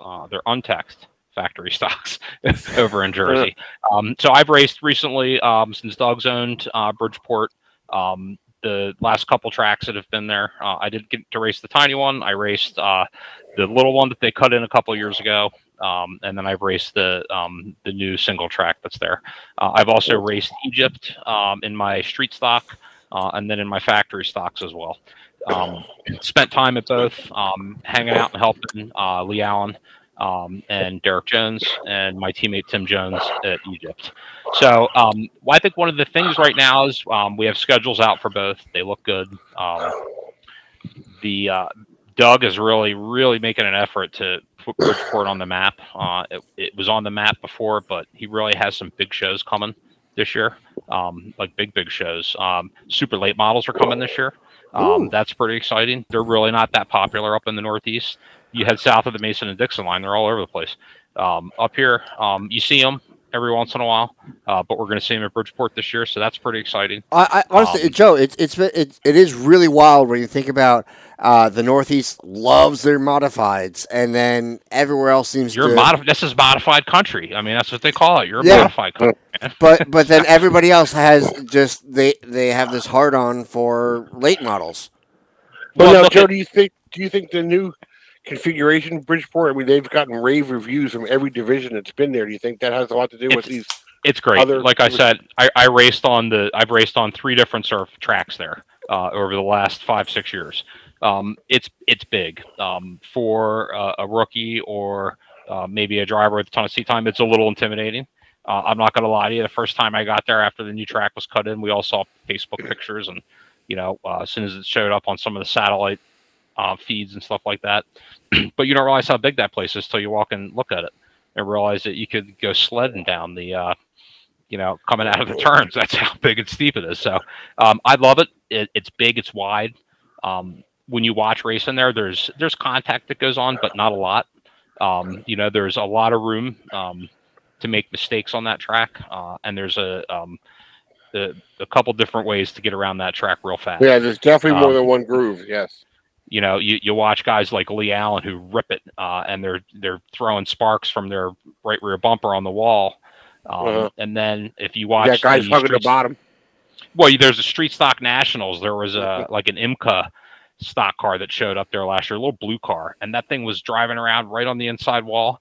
Its left front wheel was up in the air, and this guy was just digging, and he was just right with the other guys on the outside. And as big and wide as that track is, the distance that guy on the bottom was going was much less than the guys up top, but they were going around, at the same time. They were even. So I like Bridgeport. It's fun. It's fun to go race at. They got the surface all figured out. I think Doug puts on a good show down there, and it's a lot of fun to race at. Egypt, we got a schedule this year. The schedule looks pretty good. When you look at it, side by side with Bridgeport, you have your usual suspects competing. You got your street stocks running opposite each other, but some of the big weekends, they're not competing. It goes back to what I said earlier on in the show. That's nice to see that for the big shows, some of the cars can go run at another local track and maybe have a chance at the big money for some of those big races, because Doug does throw around some cash down there for some of his events. Look at these, the Street Stock Nationals. There's another 10K to win down there this year. he's also got some big corporate sponsors coming in. Back to Egypt, we have a schedule. Everybody's excited. What we don't have at Egypt, we don't have a 2022 rule set. And we haven't had the drivers meeting. Nothing's happened. And we're not getting much feedback from the track. We make inquiries. And that's a little disappointing considering both of you guys can appreciate, and all the listeners, how much effort goes into getting a car ready for a track for a season. And we have practice at Egypt coming up on the 26th, so that's just over 30 days away. And as an outsider looking in, as far as us being an asphalt group, there seems to be a lot of politic problems at New Egypt Speedway right now. I'm not going to dig into the detail. I'm going to give you the ESPN version.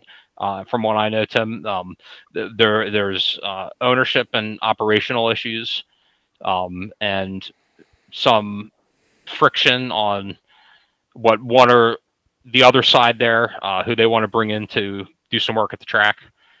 There may be some history between some of those parties, those three parties I mentioned, and that may be preventing that. I think that's a good way to put that, without naming any names. From what I know, they do. I feel they put on an okay show up there. There's been some decisions made in the past, the pouch thing, some other decisions that were made, even prior to this past racing season, that maybe have turned some people off to the track. But I plan on racing a point season in street stocks up there this year. I'm excited for it. I do well at that track. I'm not a real experienced racer, but I happen to go out on that track. I raced Grandview for a number of years, and like I said, I raced the Bridgeport track. I've been out to Kutztown, and I've raced that little bull ring there, all in full-size stock cars. I went out at Egypt. We had the track rented a couple years ago, and I took my factory stock up there. I had some time to myself on the track, and I really got it figured out and decided I like the track. So now we have a street stock. We're going to go run up there. I like it. It's a great track to run on. It's a real driver's track. It's a setup track. You do need some horsepower to run well there. Obviously, it's a non-standard configuration, but it's fun. I think they're going to be fun seasons at both. Both have big seasons. One thing to note, the street stocks down at Bridgeport have a 24-race calendar, which is big. That is just big. So how guys many how many are double features, if you don't mind me asking? Is that there are no double features? No. So you'll probably see a double feature. With rain outs and yeah. Or they really don't stack up the double feed. You know what? Maybe we'll spend some time going over the individual events on another one, and I'll be better prepared for that. But guys like you guys probably know. I know Nick Sando in NS3. He's excited for that. He's doing real well down there. Let's talk real quick. Do we have time, or do we want to? No, we have all the time in the world. Absolutely. Okay. I'd like to be done by midnight. Otherwise, we're good. Okay, well, let's not. So let's. If you look at, let's talk real quick about. So, we'll go over the events and the specific stuff and like that. But you have some drivers that are switch tracks. For instance, I happen to know Lee Allen. This isn't decided yet, and this isn't real top secret. So I think he raced at Egypt. I think he's going to go down, and he's going to get down to Bridgeport and run down there. And that's interesting because he had just switched from Bridgeport to run at Egypt. So he ran there. You never know where Lee Allen could show. He could show up at Wall Stadium one night. You don't never know where he's going to race. I know, and Lee has been kind of a mentor of mine. In fact, Lee, a couple of years ago after I ran, and I'd been spending some time with him at Grandview and helping him out with his street stock. I brought my factory stock down to his shop, and him and Derek Jones spent some time helping me get that car set up properly, and I remember what a difference it made. So I've always tried to help Lee out and stuff like that. So Lee has been a big help to me. So a big thanks to Lee. He's a great guy all around, Lee. He really is. He's and he wins when he his equipment's running good. He really does finish up front. So when he doesn't break a rear, that seems to be his Achilles there. I love good on his street stocks. So. I love Lee. I mean, I've had so much fun running with him and hanging out and he's put me in a car a couple times and I've had a blast. But I a lot of that over the years, helping racers out. Yeah. Oh yeah. Lee Allen's Halloween party? No. Wait. No, what is? Not no. Tell me about this. That's excellent. It's excellent. They have quite a bit of property at one of the brothers' house or something. I don't know whose house it actually is, but they put on a haunted hayride and they have. Oh, that's it. I've seen pictures of that at Chris Allen's. Yeah, Chris. Yeah, that's a great. I actually was lucky enough to get invited to that one year, and my daughters had a blast there. It was excellent. It was a great time. Oh, I'm going to have to do this. Actually, I know Chris. So Chris's son races open wheels, the wingless sprints, and we see him around at Egypt and Bridgeport too. And they run pretty good too. I don't think he runs a full schedule, and if he's sending it as much as he used to, but definitely see Chris at the track. So. That's going back. So we know, obviously, Pouch Jr. won't be racing at Egypt this year. I don't think we have to cover why. I'm sure you guys discussed that in the past. We all know why. That was. It is what it is. It is what it is. That's the best you could say. It was. I don't agree with the. That's not the first time a Pouch has quit racing in Egypt, so it probably won't be the last. It won't be the last. It won't be the last. His kid's coming up through the ranks right now too. So. So I mean, we'll I guess at a later date. So we'll see who else maybe migrates down to Bridgeport for the big events. And I think there's going to be more money thrown around down at Bridgeport. I think Doug's going to pay a little deeper. I think he's getting the crowds for it and to be able to do it. And he's got now that he's kind of got the place rolling. That new track, this is the big track's really working out. He's got a lot of corporate sponsors. We'll see how many boards are hanging around the track once it opens up this year. See who comes back. He's got the usual suspects that get behind him down there. A lot of those companies are at both tracks. Egypt, we covered that. We'll see. The schedules are the schedules. I fully intend them to change. In fact, they're already changing. I think the July Garden State gunfight at Egypt was pushed out a week. So we'll mention that real quick. That was a July race. I'll look that up. We'll mention that some other time, but I think that was moved at some point. I think I saw a social media post about that. So that's all I have on those two. What else you got on the? They can always repave New Egypt and go back to asphalt. I'd like that. Do you think there's room up in the Northeast for more asphalt? I mean, you got a couple Pennsylvania tracks. You got Mahoning. I don't count Mahoning. New Egypt was very successful when they ran Wednesday nights. They got all the drivers and all the fans. I know a lot of people argue like, asphalt's just to get you to the track, and look, I've had fun racing on dirt, and when I raced at Evergreen, I raced on snow, and I loved it, and it was tons of fun. Trust me, dirt racing has a place, but I actually think that there aren't as many asphalt tracks as it seems to be at least in this geographic area, and even when you get up into out into PA and stuff like that, it just seems to be that there are a whole lot of dirt racers and there are some asphalt racers. Mm-hmm. But I'm just not sure how many more would it help or hurt. Egypt is you could probably be from Egypt to Wall in what 35 minutes, 30 minutes. Oh yeah, something like that. Yeah, 30. 30. Joe, let me ask you. Obviously, clearly you run dirt. Do you have asphalt experience?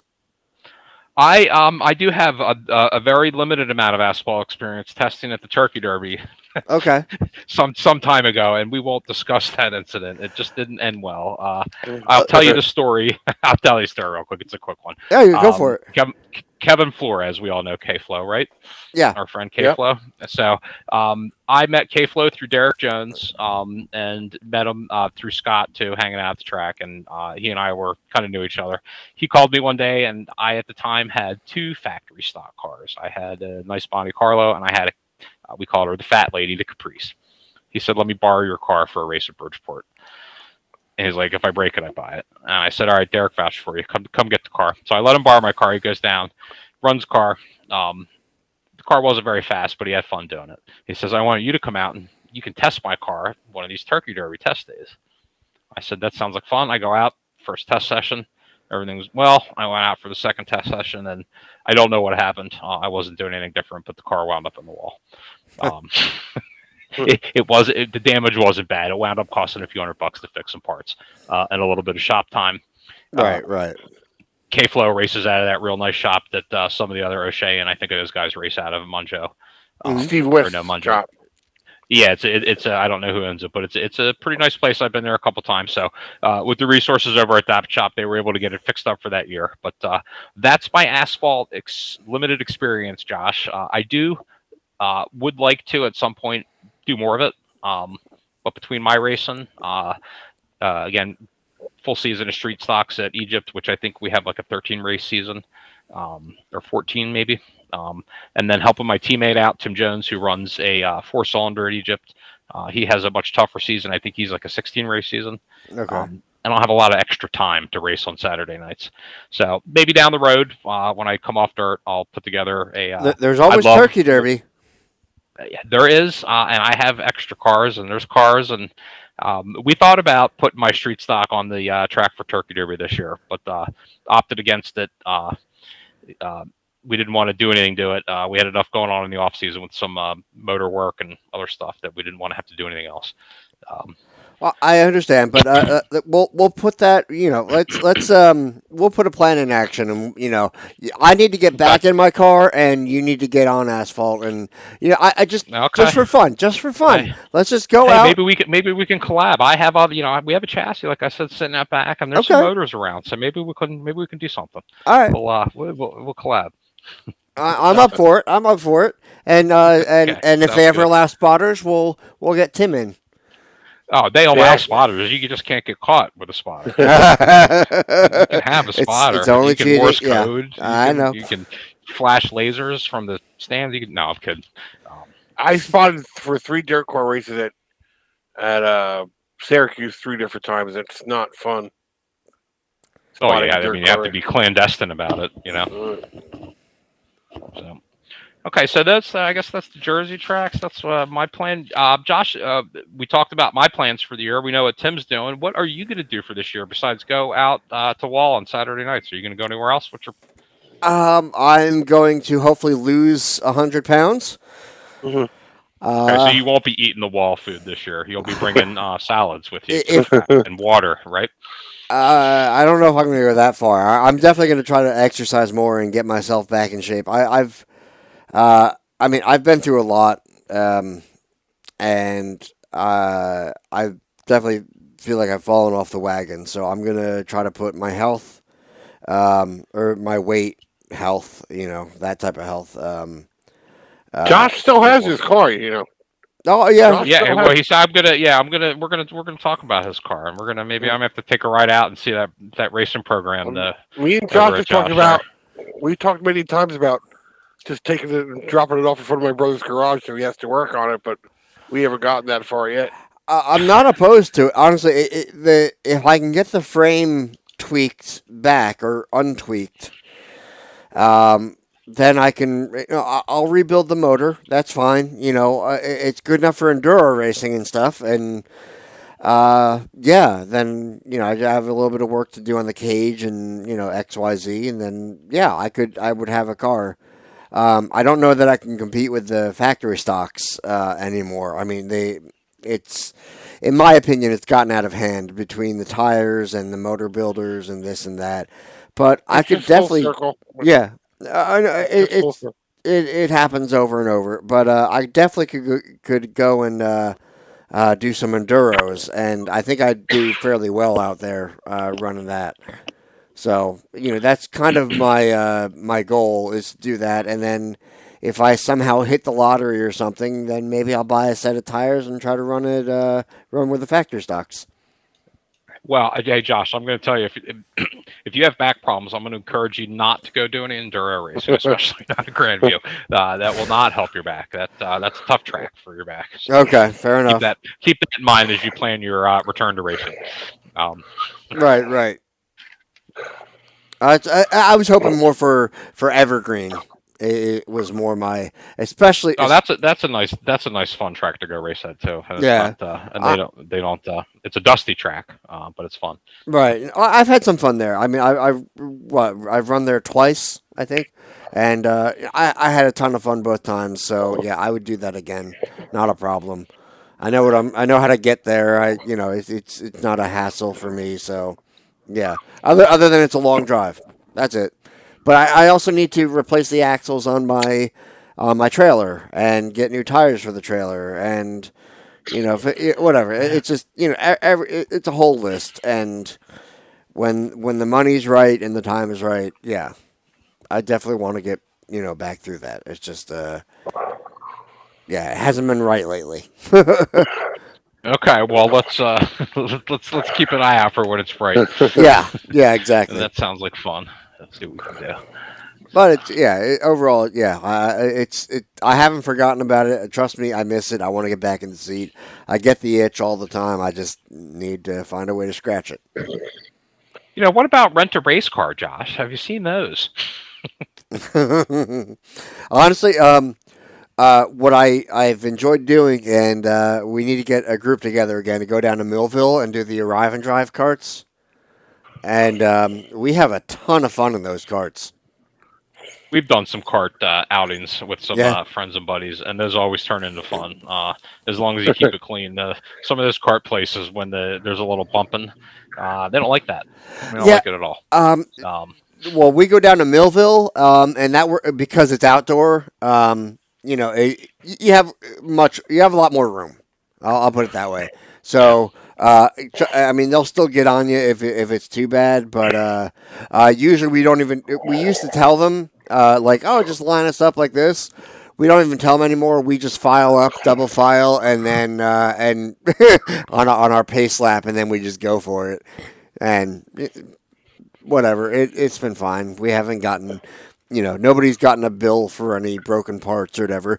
Yeah, there's bumping and somebody spins usually, but we're not that violent. I don't know. It's fun. I enjoy it. So yeah. Sounds like it. We got to do more of that. Go ahead, Tim. You always buy a champ card and run on the Sunday series. I honestly, when I go to AC. Or when I like this year, when I watch it online, everybody cares about the TQs. Oh yes, TQs. Look, don't get me wrong. Wait, hold on, Josh. Before he goes any further, Joe, Josh is always anti whatever the top of the line division is. You don't like. So here we go. Go ahead, Joe. That sounds like Josh. Just Okay, all right, fine, but. Honestly, the champ carts and the slingshots are my favorite. Then the champ carts, then the TQs. Those slingshots aren't cheap either. No, but they're so much fun to watch. And the champ carts. I'm just saying for you to get into that, that's probably just as much, if not more than your. Oh yeah, no, I can't afford to do that either. I know, but I as far as when I go. I go to watch the slingshots are my top thing that I want to watch. Then the champ carts, and then the TQs. Like the TQs, yeah, they're fast, but they get single file and stuff. The slingshots are side by side. They're beating and banging. They're fighting. It's so much fun. The champ carts are right there too. So I watch. Fine, yeah, I don't like the top series because the top series has gotten boring. It's not that fun to watch. And same with the modifieds. They get single file, it's whatever. I'd rather watch the factory stocks where they're going to fight each other for that spot. And they're going to be side by side. That's why. I have reasons for it. I can back it up. He has his reasons. He's not wrong about the factory stocks or factory stocks where there's a lot of racing going on. Side by side, 2 wide, 3 wide, Factory Stocks at Wall Stadium is definitely the best show there, and the fans always stay to watch them. So it's definitely recognized at Wall Stadium. And this is our 200th episode, so I've heard this this story over and over again. But yeah, well, I'm not wrong. I didn't say you. I am agreeing with you. I like the factory stocks at Wall. Who doesn't? I like them. Like I said, I go there, I help out. It's fun. But I'm saying one day I'll do it. So for $1 for donuts, if you want to be a race car driver, you know, a lot of money. The jam carts are very inexpensive once you get started. The safety equipment costs you more than the go kart does. Well, that's the thing, especially racing in Jersey, and then, you guys probably know, or may or not know, you could go race over in Pennsylvania you don't need even belts that are in date. You don't need a Hans. You can basically put on a jean jacket that looks like a race suit. We're racing go karts basically with a roll cage on them, and we're not even allowed to use go kart fire suits because they have to use real fire suits. Because you're racing in Jersey, that's why. Any motorsports in Jersey, it's like they're covered by that. First, the state police rules kick in, and then you got your track rules. So it doesn't matter where you're racing, and they're pretty strict about it. We have belts every 2 years. I got more seat belts than I know what to do with. I know, we're stacking them up at our shop these days too. I just gave them to my buddy that had a side by side. He took a bunch of them. So. Yeah, I know that's not a bad idea. Joe, what being that you I guess going to New Egypt now, you have to be up to date on all that. So, so here's the thing. So I would have been regardless. I don't skimp on safety in my race cars. Mm-hmm. So I have always raced even in Pensy. When I raced at Grandview, where they don't require it, I raced the Hans device. Always had the nice. You had a full containment seat. Yeah, I've always had a full containment, nice Kirky full containment seat. The nice suit, the nice newer helmet. Gloves, boots. The fireproof underwear and stuff like that. I always take safety pretty seriously. I have a family. And a life, and I want to, enjoy that life, but I also want to have the fun that I have. So, I would have been ready for Jersey regardless. One, because we've raced over there, even though we were focusing on Grandview. I've been over to Egypt, and I've been over to Bridgeport over the last couple of years. And to pass their tech, you need all that stuff. Right. So I had it anyways, but not a thing for me. And I would just encourage all the listeners and everybody else to always take safety real seriously in your car. It's a big thing. It's if you race long enough, it's not if, it's when you might have an incident, how bad it's going to be. Hopefully you're ready for it and there won't be any recovery from it because you were ready for it. And it's everything from what you put on your body, to the fabrication work that goes in your car. If you're not a welder, don't weld your seat out, and get a guy that does it, or ask somebody, it's not that hard to find somebody that can then help you out. You don't want to. Oh, I've seen some gnarly bend. Somebody tried to do a homemade bend for the roll cage, and try and bend 120 wall with that Harbor Freight bender and see how that comes out for you. It doesn't work. Okay, mm-hmm. It just doesn't work. So. Yeah. So that goes without saying. I mean, look at the modifieds that they used to race on the beach at Daytona till now. I mean, that's the same thing. The safety has just become much more now than it was then. People didn't even care back then.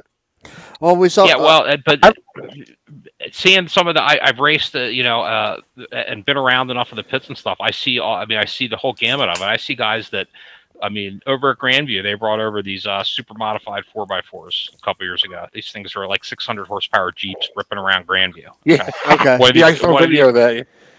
Super mod 4x4s. This one red one went for a ride, man, and when he hit upside down, it looked like his cage was made out of exhaust pipe. I'm not even kidding you. Like it wasn't even there, and I'm just like, and then like they're like, oh yeah, well that was a good cage at one point, but the guy's bent it out so many times. I'm like, he's what? He's done what? So and then you see guys, that like me, or even way beyond me with fire suppression systems and stuff, where safety to me is paramount. I'm going to make sure my car's safe first, and then I'm racing second. So, you see all different types, guys that, this is the best one. Guys that have a fire extinguisher zip tied to the roll cage bar next to them. Yeah, good luck getting that off. Isn't that a good one? And maybe you don't need it. Maybe your buddy's car is burning up and it's a red flag and he's right next to you and you can get out and help him, but you got your extinguisher zip tied and hopefully you got a pair of dikes with you to cut the thing out when you need it. So, I get it. I'm with you. Safety for me is a thing, and I hope it is for everybody. So. I have a question for you, Joe. Sure. My family, my grandfather started racing in the gravel pits before there was Wall Stadium. Then my dad raced at Wall Stadium. Then my brother raced at Wall Stadium. And then my daughters are the fourth generation race. How did you get involved in racing? How did I get involved in races? That's interesting. So, I actually, I'll tell you, we actually covered this on the podcast at the Motorsport Sports Show a couple years ago, Josh. If you remember, we came out and did that with you, which we're going way back, but yeah. Yeah. But basically, I've always loved racing, and I grew up in the Northeast here. And I've always been to events and watched and stuff like that. When I was young, I used to watch a modified racer, enduro, then modified racer by the name of Lynn Bethman. You may remember him, Tim, the 2L car, Lynn Bethman. Oh yeah, raced at Flemington back in the day. That is a local family to me. I knew his son. He was a grade ahead of me in school, but Jeff Bethman is his son. He raced for a while. Used to watch Lynn growing up, and that was pretty much it. I've watched racing ever since. I hung out with couple brothers a couple years ago, and I knew their dad from a local pub years ago, and spent a year with them in the pit crew while they dominated over at Grandview Enduro. Helped them out for a whole year, and then at the end of the year, I got the bug and started buying cars about 6 years ago. And then here we are, 6 cars later, racing street stocks. It gets addicting, yeah. Well, it's a lot of fun, and obviously beyond racing, there's the friends that you pick up. Obviously, you guys, Tim, your brother, all of the guys, Lee, Derek, Todd, Eric Diegler, my racing partner, Timmy, who I've been friends with my whole life, all of the guys that I know now. And then, more importantly, the shop that we got established. It's one thing to have a garage to go work on stuff. It's another thing to have a place where you can go work on a race car. And take care of the things that need to be done on a car like that, whether it's fabrication, regular maintenance, motor pulls, getting the thing up in the air so you can get something out from under it. So having the shop set up is a lot of fun too. So how did I get involved in racing? Always loved it, all forms of it, always followed it. Basically hung around up at Grandview a bunch of years ago and got the bug. And then here I am hanging out in the pits, racing, with you guys, going to shows, and just loving racing, really. All right. So how about you? What's your car number? I am the 19B, and that's an old number that I ran years ago when I was younger and dumber. I did some motocross and dirt bike hair scrambling and stuff, and that was the number I had back then. And how did you get that number back then? I don't really know. It's just a number that I got, and I liked it. I don't know. No, well, I mean, a lot of times, but it's just, it's like bad. This like changing a boat name and all that. You don't change your number, so I always ran with it. Oh, there's nothing wrong with that. I was just curious how deep the number went. That's all. That's not very deep. It's a shallow end number, Josh. Shallow end number. That's all good. That's all good. Scott's number, the 7X, it was originally 177X, and then they changed it to 7X, and that's what it stayed. That's why when my dad passed away, he made that one car the 7X. I remember he did tell me the history of that at one point. I think when we were sitting around the hurry up and wait days, race days. Mm-hmm. I might have asked him the history of the number of that car, so I did know that what you just mentioned there too. So. Okay. That's it. We have I mentioned him a couple times on the podcast here. My teammate Tim Jones has been a friend of mine my whole life. He has another car, so our team is obviously Penn Spark Racing, and we have my car. I race the street stocks, but we have a 4-cylinder car too, which is becoming a real popular class at tracks all over. At Wall, you guys see them. They're big at Egypt and they're big at Bridgeport this year too. So he runs a 4-cylinder Cavalier for us on dirt, and we have a lot of fun with that too. He's found some success in that car, finishing. We have a win and a bunch of top 5s, and so we're hoping for a big season with him too. So we'll see how that goes. he's got a lot of events to run. So, do you still have to run the computers in those cars to make them run? Yeah, you have, because they're all fuel injected, stuff like that. So now there's a lot of tuning. There's a lot of tuning and stuff that goes on in that class. That's one thing I think. I mean, that class is huge. Don't get me wrong, but I think that's what hinders a lot of people from going that direction, because you basically still have to be a mechanic to work on those cars, correct? You don't have to be a mechanic. You have to be willing to pay $300 to get the ECU tuned up, and do a couple other things. It's not really a gut and run it class like it used to be. You know what I mean? It used to be put a roll cage in it and go send it. Now you got guys, and that's the class. So you need a little bit of horsepower to really compete, but you can definitely go have fun for, not very much money. It's still, it's a DOT tire class. Which helps keep your costs down beyond getting the That's one of the best itself. things that you can do is DOT tires. It really, especially considering the last couple of years and the tire shortages and stuff. Right. If you look at a couple of years, Doug Rose down at Bridgeport's like, I don't care what tire you run. If you have a tire on your car, you can come run my track. It might come back to that. It might come back to that, because from what I understand, what tires you're going to be able to buy are going to be through the roof in price. So it might come back. And that's hopefully you can get some. Fortunately for, say, a class like mine, the street stocks, we get some good life out of our tires these days. We run a harder compound, and they've got the tracks. We'll call it settled down. Bridgeport took a year or two for the big stuff to settle out, the real abrasive stuff. For them to get that worked out of that track. And Egypt is pretty easy on tires too. I've seen tires that have ran dozens and dozens and dozens of laps on that have come off a street stock, and they you can still go put them on and run with them if you had to. So, see, unfortunately, asphalt, you need to buy tires. Well, I know you heat them up and get them greasy. So yeah. Even on the go-karts that when we first started, we were getting full seasons out of one set of tires. Now, as the girls move up and they're going faster, it was now you had to buy one middle of the year, and then you made it. Now it's to where it's a quarterly a year thing. So that's a good thing. That means they're getting fast. They're putting heat in the tires and getting them greasy. Yeah. And I'm lucky enough that I have 2 tire sponsors, so I'm doing good with that. So luckily.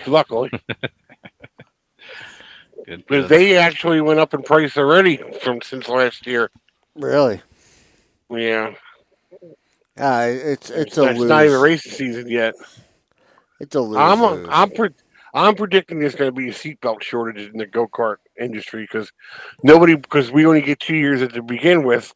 So if you buy them now, by the time you race, they're already half a quarter of the year gone already. You know what I mean? They're half a year gone. So everybody waits to the last minute to buy seatbelts. Luckily, I have another year on both of my sets, but I predict there's going to be a major seatbelt shortage come go-kart season. I could see that. So, luckily, I heard that the Vega tires are ready to go. Supposedly, it didn't affect them any. So, they did jack the price up, but they have tires. So, we should be good. I'd say I hope there's not a tire issue, because that you get guys showing up that really have the resources or have a whole wall full of old tires that maybe are a real soft or compound. And they let those, they run them. Maybe it takes a little competition out when you don't have to run that track tire. So hopefully that's not an issue. But we'll see. That we got a long summer up ahead of us. Hopefully the supply chain issues don't affect us like they did in years past, especially with the lead time they had, and they knew the season was coming up. So, I wonder what the fuel is going to cost this year. Oh boy, the 110 I have to run in mine, boy, that is, that's always fun grabbing those couple cans when you show up at the track. I might have to go see Bittner and get a big metal one this year for our shop. Start with that. See if we can save some money. Right. No, it's rough. There's no winning. Well, there's some winning. Hopefully, we have some winning this year. I'm hoping to try. So. I know what you mean. I gotcha. All right, what other stuff do we want to cover tonight? Anything? I'm trying to think if there's anything else. Did we? Was there any? Did we come across any issues with the lug nuts? Yeah, the beginning of the race. Yeah, we did. I didn't see much technical follow. I think what happened was that was crew mistakes. I didn't see any. And then that one rim came apart. The one rim. What's interesting? What we didn't talk about, and I didn't see any follow up on it. There were a couple teams, 2 teams or 2 drivers that had their wheels confiscated and sent back to NASCAR R&D because they made modifications to them. Did you guys see that? Weren't they?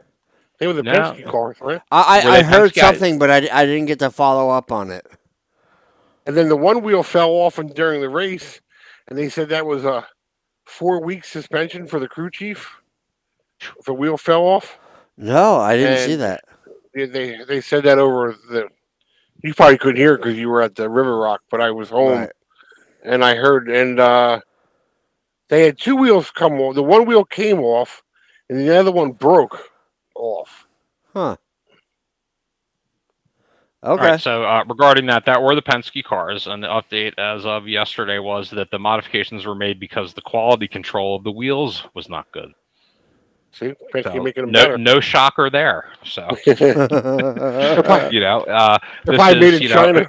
Chinesium. They're probably made out of China, and that's probably why they were so easy to modify, because Chinesium is not a very hard metal. So.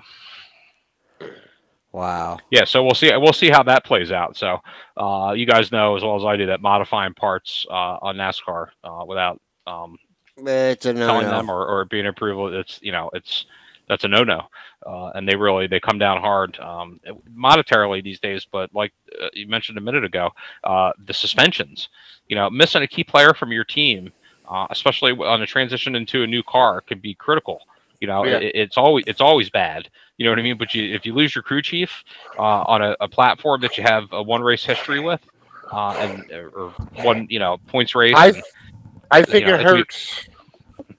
It doesn't hurt the top 3 teams as much as it does the rest of the field, because the top 3, they have enough resources. They got 3 crew chiefs working on the car to begin with. And they're cross trained and that stuff. But still, I mean, it can make it. I think it's impactful for some more than others. I think you're right there, Tim. Yeah. No, I agree with that. I don't know. I wish we had a way to, do something more about that. If that makes sense. What? To make it matter. I mean, here's the thing, because obviously you can call out discrimination if it's like, oh well, the penalty if you're a regular team but if you're team A, B, or C, this is your penalty.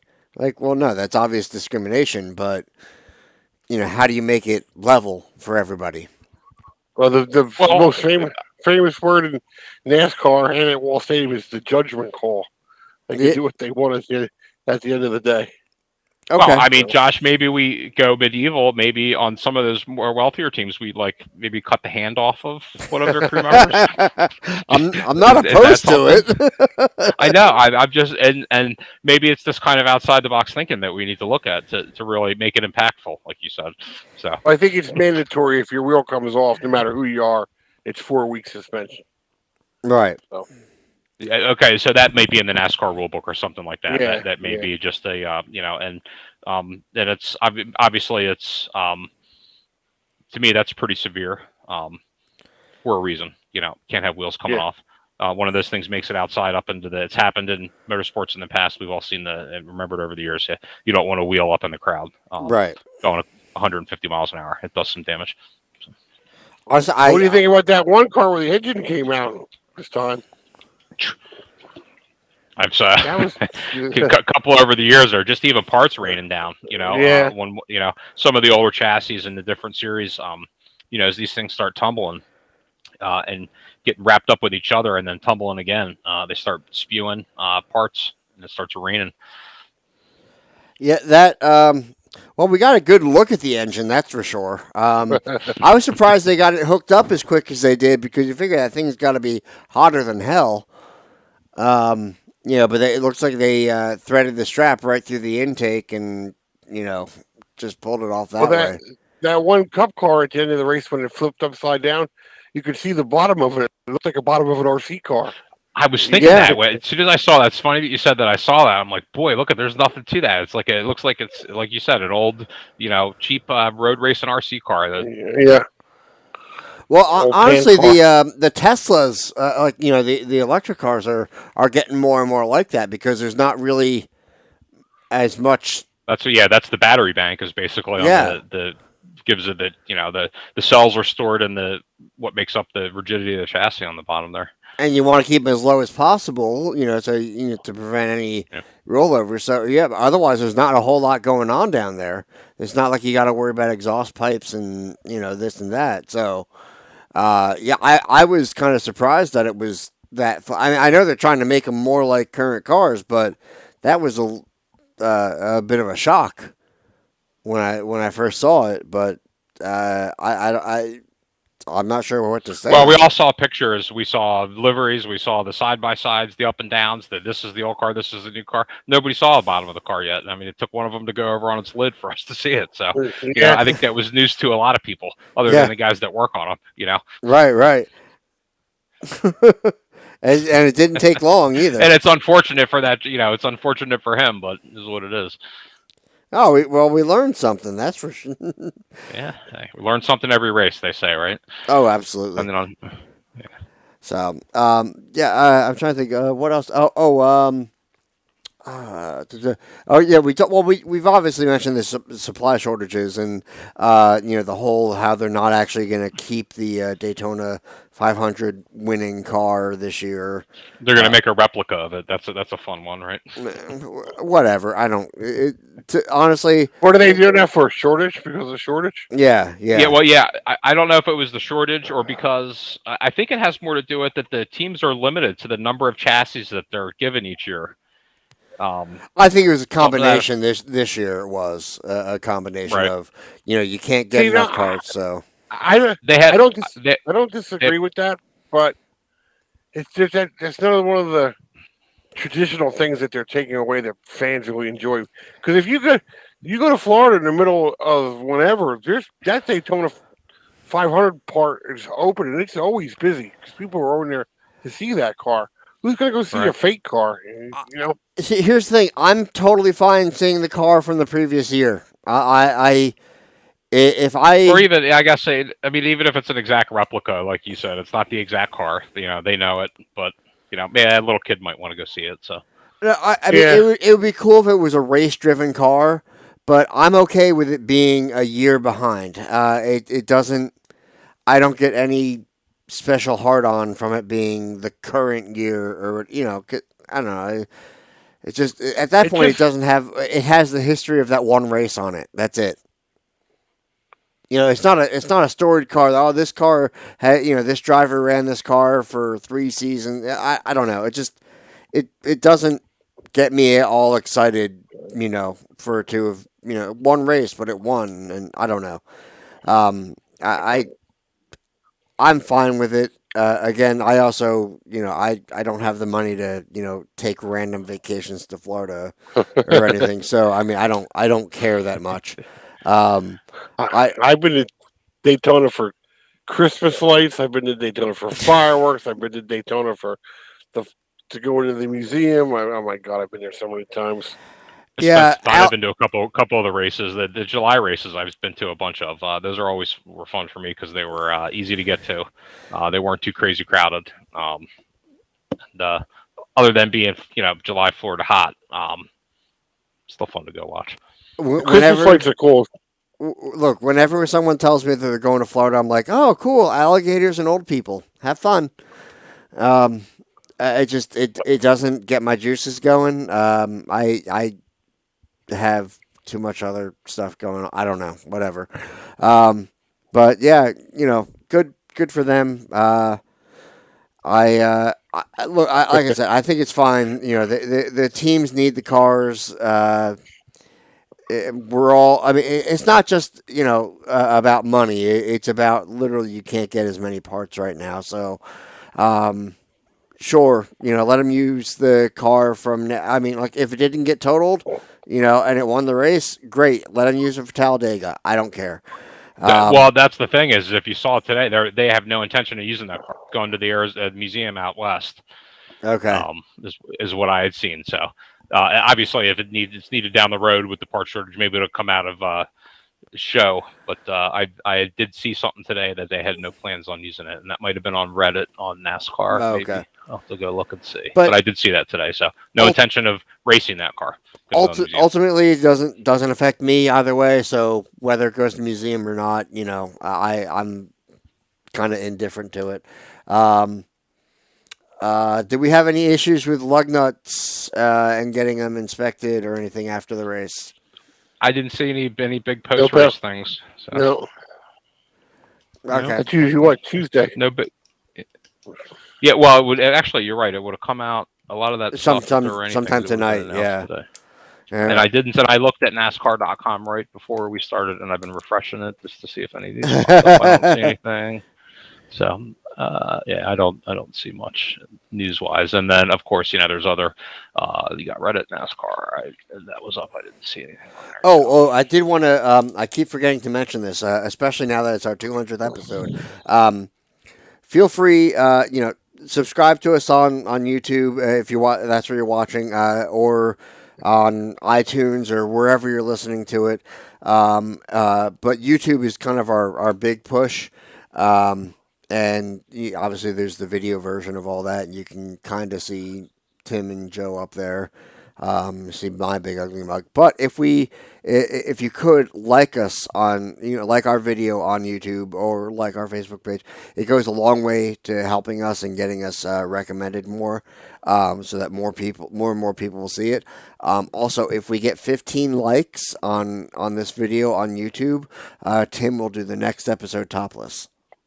So that's our just to try to entice you a little bit more. So, okay. So I think so. We've ran just over 2 hours here. I think this might be a good place to start wrapping it. I think. And I'm a little tired myself. So usually at the end of the show we do whatever. Wait, what did you call it? Recommendation? Oh, what did you call it? Reviews and recommendations. Yeah, I have a one that everybody always wanted to know where you get Kyle Busch's energy drink. They announced today that Kyle Busch's energy drink will be nationwide in all 7-Elevens. So if you want to get yourself some of that, go to 7-Eleven. I ordered it by the case. I ordered it mail order by the case because that's the drink that we use for the Sunday series of the girls. We give them a energy drink so they don't conk out. They're very good. They all taste excellent. But on the downside of them, they have a little bit of an aftertaste to them. If you can get over the aftertaste of them, they taste very good, and they're supposed to be better for you.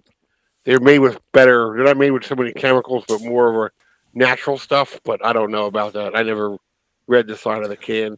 Alexis likes the cotton candy, and the other two girls, I think they like the watermelon. Well, Tim, let me know when they get sold at Wawa. Yeah. Oh, you're Josh, the Wawa guy for sure.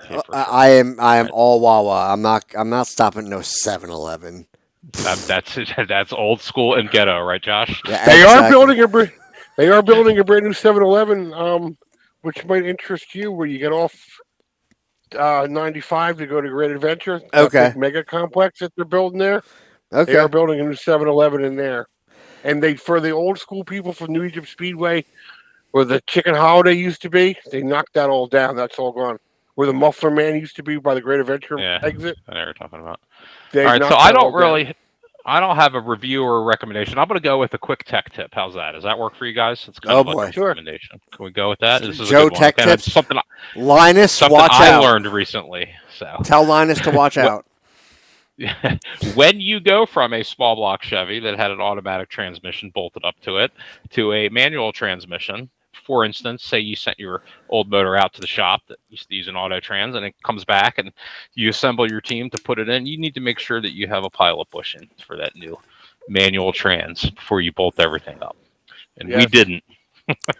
And then you have to make sure you don't have any mid plates, and if you do, you need an extra long pilot bushing for that small block Chevy crank. So that's my tech tip for the week. Okay. On the RPM podcast with Joe. How's that? No, I like that. All right, so real quick, what I'm going to bring up before we close out, what have we learned today? My favorite part of the show. I'm going to start with Tim. I learned a little bit about dirt car racing. I didn't know so much about, thanks to Joe. Other than that, well, hopefully I can kind of maybe if I spend some more time with you guys in the future, maybe I can kind of bring that without too much, bring that little angle to the show because it is popular and maybe. I know Lee Allen will appreciate that because he usually tells us we don't talk enough about New Egypt and Bridgeport. So. Okay, well there we go. Then maybe I'll address that. Basically, we just don't want Lee Allen to strangle us with his giant brick hands. Hey, look, again, I mentioned it before. Anything we can do to please Lee. Yeah. So we'll do that. I agree. Okay.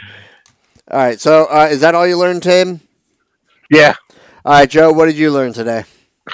Boy, I learned so much. I learned some new local drivers that run in some classes that I'm not super familiar with, so that's interesting, and I'll try and remember them. Boy, it's just hard to pinpoint any one thing that I learned today, Josh. There's so much. I'm just having a hard time processing it. So I learned that I do enjoy doing this kind of stuff, so hopefully I get to spend some more time with you guys in the future doing it. Oh, absolutely you will, I'm sure. All right, so today, what did you learn, Josh? Today I learned that it is time to make bootleg Haley Deegan shirts. I learned that Brad Keselowski had premature ebumpulation. And I learned that Joe likes Bush. Ooh. Okay.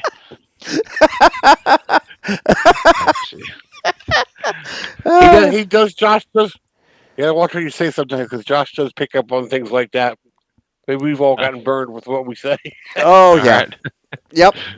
Yeah, honestly, right after you say it and you realize it, you'll see me typing away, and you're like, crap. He's taking his notes.